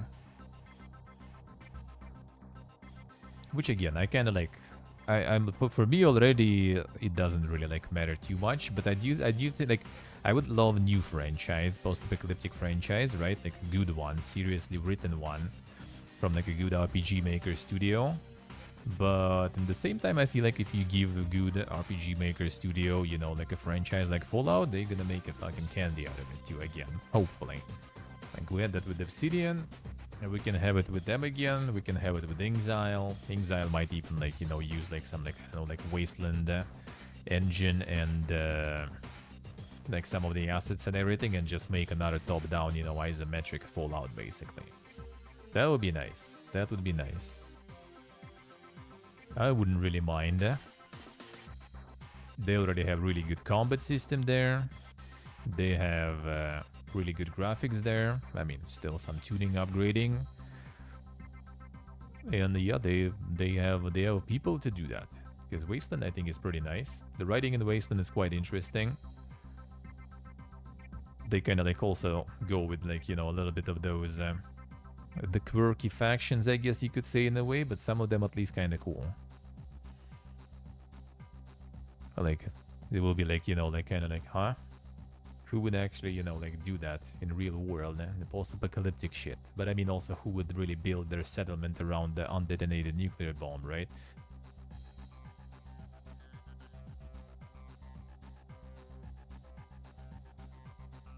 And the story over the whole mods. Mods I kind of don't really consider. Like the new, like London, for example, or something I would try just out of curiosity. But mods that just add too much of like the fanfic stuff, I just don't really like that. Restoration projects and everything, sure. Like Fallout 2 restoration is really nice. Fallout 1, there is like pretty much no restoration. Sad, but I guess most of the stuff made it into the game, except for like the sentient raccoons, I think. And that was like scrapped very early, I think. And I think there was something else also that didn't make it. Don't remember exactly. Or that second thing actually is in a restoration project. I don't remember. Like it pretty much just restores like a few quests and stuff. And like, I think you can restore the timer when like mutants, you know, like slowly invading all the settlements. Which They only left in release version for Necropolis pretty much, but it was supposed to be for every town in the game. So that's the only things you can restore with the restoration of Fallout 1. But Fallout 2 had already a lot of content that was removed. And that mod is nice.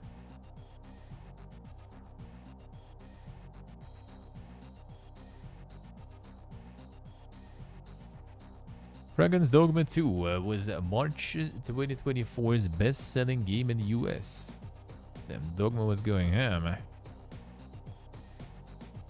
MLB The Show 24-3. 6 with new release. Okay, Rise of the Ronin. Princess Peach Showtime at 6. Unicorn Overlord at 8. WWE 2K4 at 9.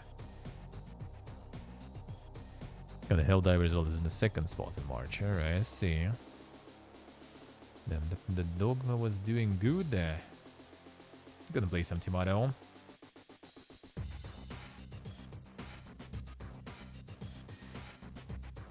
Starfield is getting land vehicles in the future. There it is. Oh, there it is. I got some teasers there going on.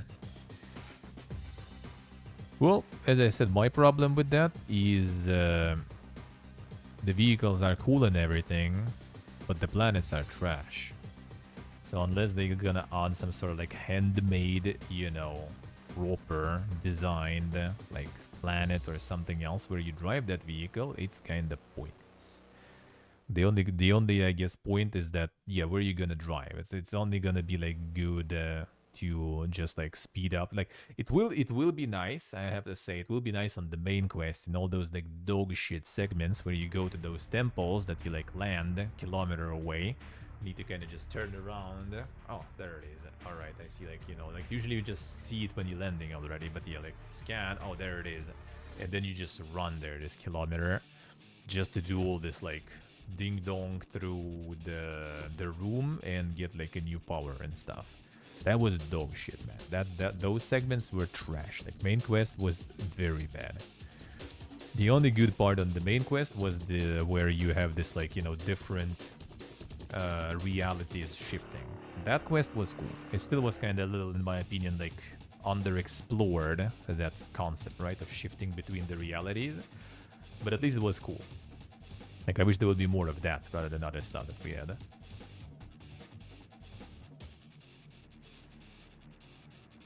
Yes, Dave, yeah, pretty much. The whole game is trash. Well, I mean, I wouldn't say so, but again, I got it on Game Pass, right? I didn't pay for it. If I would pay for it, I probably would be a little more upset. But I did get my, like, 100 something, I don't remember, hours in, and it was alright. Like, the gameplay is good. It seems that Fallout 4 too, like, they made it even more fun. Like, it's the same as 76, Fallout 4, like, the shooting, moving, jetpacking, you know, all that stuff is cool. That is nice.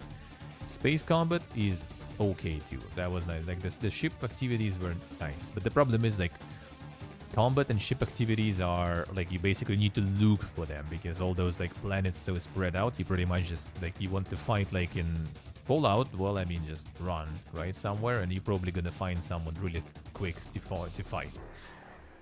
Here, you need to actually, you know, like, most likely you will need to, like, get a quest and light that quest, fast travel that quest, and then you're gonna find someone to kill, someone to fight. Same with spaceships, right? You either need to, like, try to just jump between, like, different planets and hope you will get some random encounter of fighting in space, or you just need to take a quest to actually, like, you know, kill some pirates, and then you teleport there, and there they are, and you kill them. It's like you actually, like the cool stuff is pretty much like you need to look for it. You need to actively hunt, you know, the enemies to fight, because the world is too fucking big. So that was, and that will be the problem with the land vehicles. Like, it's cool, but why? Grinding to unlock perks you already spec'd into. Yeah, like that system is actually kinda nice, but it could like use a little different like concept, I guess. Like use level ups, for example, to unlock the perks and then level the perks already by using them. That would be kinda probably better.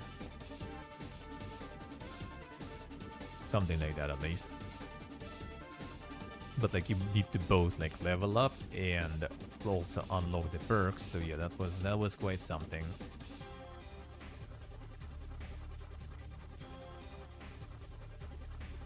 No, si I say. Overall, it was fun though. It was fun, but like yeah, as an RPG, it was kind of bad. Like main story was like bad. Like I didn't have like high expectations from Bethesda main story, obviously, right? And that was even worse. Like sure, like 4, for example, had some like weird plot twists that I'm not a huge fan of with the Institute and everything, but like at least it was kind of like still interesting. This was like oof. The beginning was just basically like fast traveling and just like talking to a lot of people on the different, you know, sides of the galaxy, going through all those beautiful loading screens, right? And then the most dog shit was that segment where you need to like hunt for those like powers, basically. That was the worst, man. Holy. Because yeah, you just need to locate it, then you fly there, then you have this running, and then you like fly through those like glowing thingies to open the portal just to get that power, and that was like bad. That was really bad. In the ending segment, like as I said, like the one where you shift realities just to pass through some science station, that was cool. That was legit nice. Everything else on the main quest was really bad. So like car, I don't know. Almost rage quitted the first temple thing, I see. Yeah, first was kind of fine, I guess, because you're curious how it all works, and then you realize, you know, that you need to do it many more times, and you become aware, basically. Literally aware there, because yeah, it's bad. It ain't fun. Like if it will be gradually, you know, like you go through like other quests on the main line, for example, you go through other quests, and during them you kind of like encounter those portals and like do stuff in them, right? Like when you look for artifacts, for example, right? Like if while looking for the artifacts you already were getting some of those powers, that would be at least kind of fine. But when you specifically just need to hunt for those temples and get the powers, it's bad. Like I literally did a bunch of it off stream because I just didn't want to do it on stream, just like, oh, okay, we get the marker, then we fly there, we run there, we get that stuff, you know, and then repeat it again multiple times. I see window, I see. That was a weird one. That was a weird one. And the main quest overall was like not good. Like the twist, right? The ending twist and like the new game plus twist, it's cool. That is nice. But like the way you kind of get there is not good.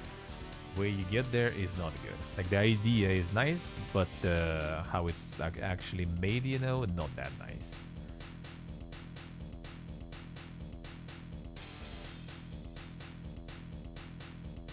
Call of Duty crossover featuring Fallout and others could be coming. Now, who'd have thought? Gundam crossover, Fallout crossover, and The Crow crossover.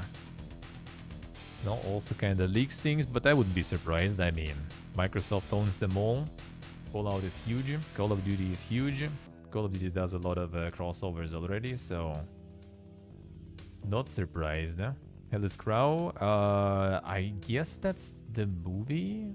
I thought it's like an old one. Did they make some sort of remake or something of that one? I assume. Maybe it's something else. There were like a few movies there, wasn't there? With the guy who like gets killed by someone or something, and then he kind of has this like his soul sort of attached to his body, and he like kind of like invincible while the Crow lives. Oh, that's the one.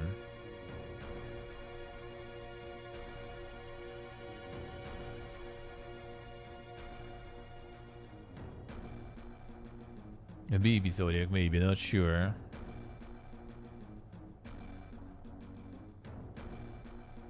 Oh, there's a new movie coming. Okay, I see.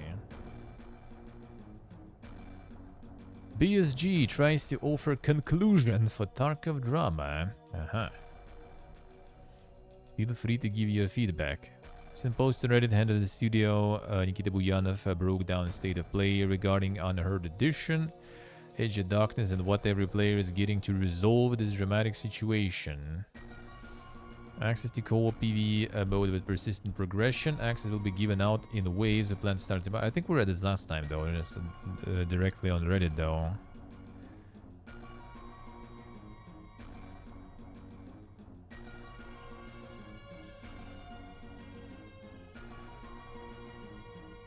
Right, electronic item will be active on the PvE mode. And distress signal device will be available in both PvP and PvE. Item must be recharged in hideout using high-end items. $50 coupon for Escape from Tarkov purchases, additions, expansions for those who have upgraded from Age of Darkness to the Unheard Edition with the old price. Access to Escape from... Oh, did they reduce the price in the end? Access to Escape from Tarkov Arena for those who purchased the edition at full price.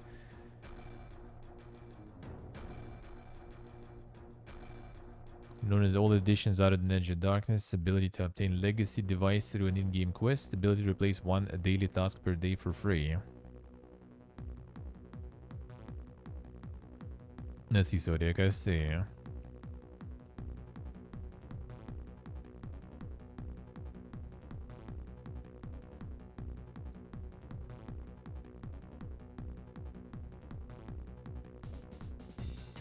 Standard edition also got something. Oh, it's 3 other editions too.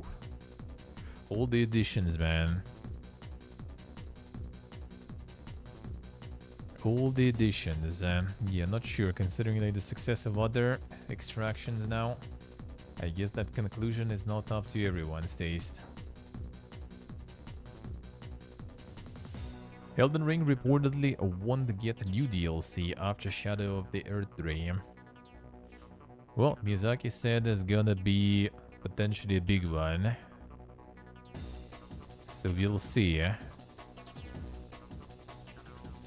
Miyazaki had a very distinct creative reason to keep Elden Ring DLC and the Shadow of the Earth 3, and the theme that Thrustmaster controllers could still arrive sometime in the future. Obviously, they delayed that stuff.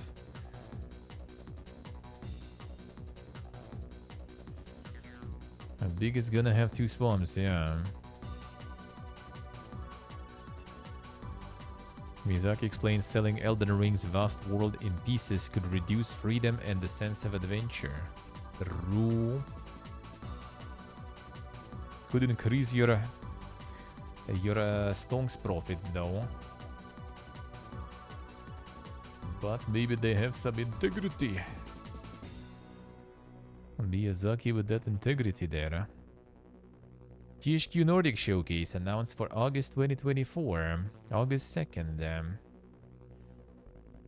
We will watch exciting updates on Gothic 1 Remake, Titan Quest 2 and much more. Damn, they probably already at this point should like, you know, announce the time of the release time and everything, you know.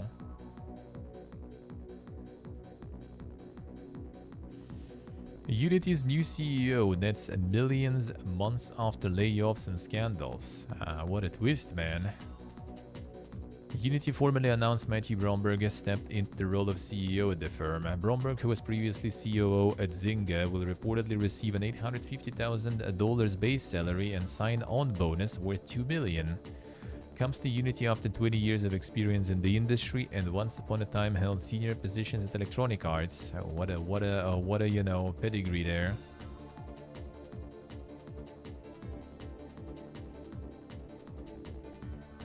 Thrilled to join. Yep. If I would be paid $2 million, I would be thrilled to join, man. True window, true. Exciting or we a bankrupt showcase for THQ? Could be, could be.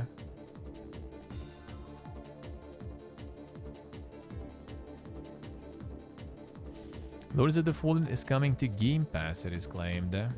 I mean, could be.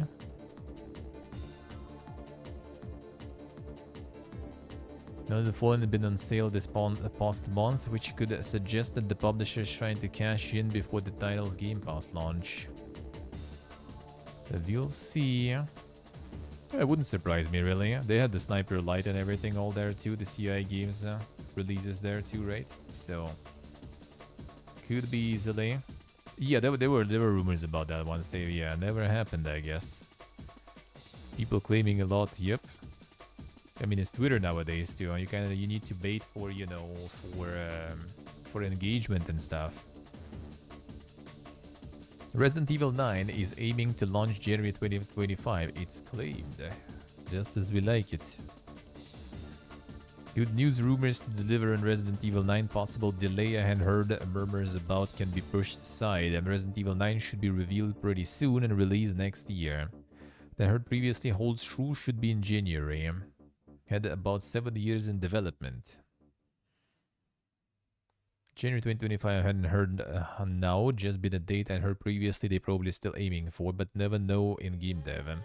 Won't leak rumor or any other details of the game, just let Capcom do their thing and let them surprise people.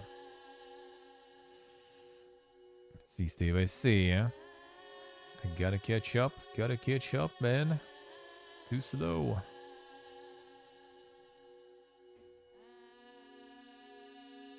Terminator Survivors, offline, first person, Unreal 5 and Story Reach.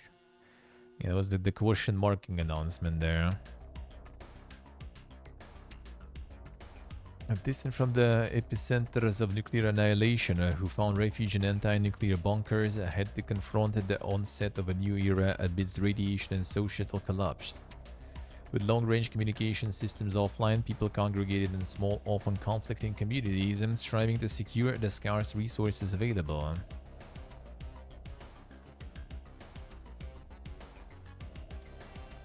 This actually can be kind of decent post-apocalyptic stuff, maybe. Yeah, there will be a multiplayer co-op mode, eh? No player versus player, though. Launching first in early access October 24th. Not so sure, but we'll see, I guess.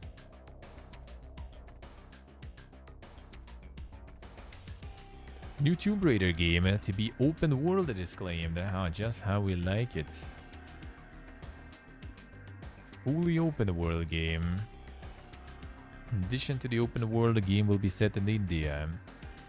While sceneries, free use of the motorcycle, parachute, and common lattice traversal methods to unrestrictedly navigate across a big map and its challenges. We love open world there. Of course. More information soon. Game is supposed to release in less than a year if there are no delays, but this is totally not locked. We get a bunch of interesting announcements on in June. Oh yeah, yes, Dave. Yeah, I saw it. I saw the update. I think it's like still. I think it downloaded even, didn't it? Or yeah, I think it did download. Yeah, it did. So it should be actually there. Maybe we'll be able to play some more. Maybe.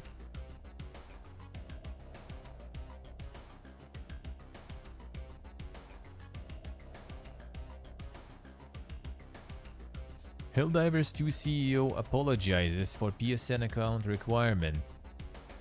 Even the CEO. Right, the review score. I guess it's warranted. Sorry everyone for how this all transpired. I hope we will make it up and regain the trust by providing continued great game experience. I just want to make great games. True, dude.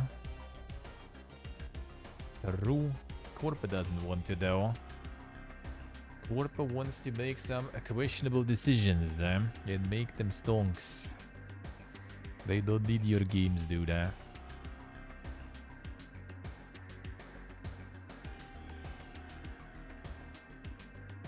Alright.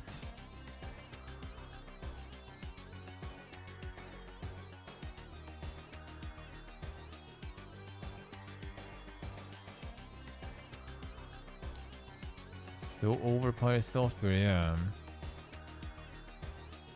AMD confirms Radeon GPU sales have nosedived.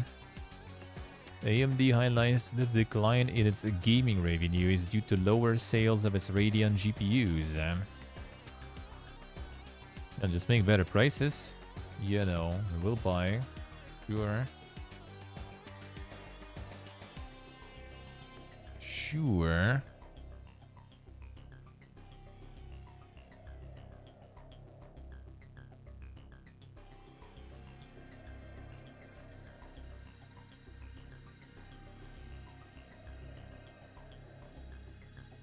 Down 30% from the previous quarter gives further cause for alarm. Suffice to say, radio and GPU sales have nosedived.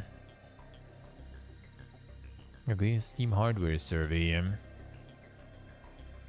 It remains only current generation graphics card from AMD to earn an individual spot outside of the nebulous other categorization. Even then, it's 0.16%, nothing compared to other cards, with even the GeForce RTX 4090 proving more popular than any other AMD GPU. Oh, not sure, Steve, not sure actually. I know that they were always kind of like, you know, this like consider on like the smaller budget and stuff, and even then sometimes they weren't really the best.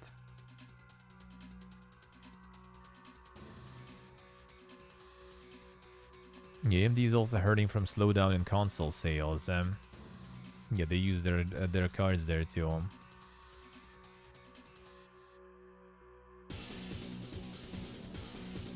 Yeah, focus seems like it.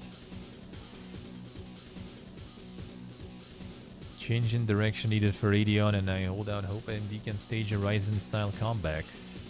We'll see, hopefully.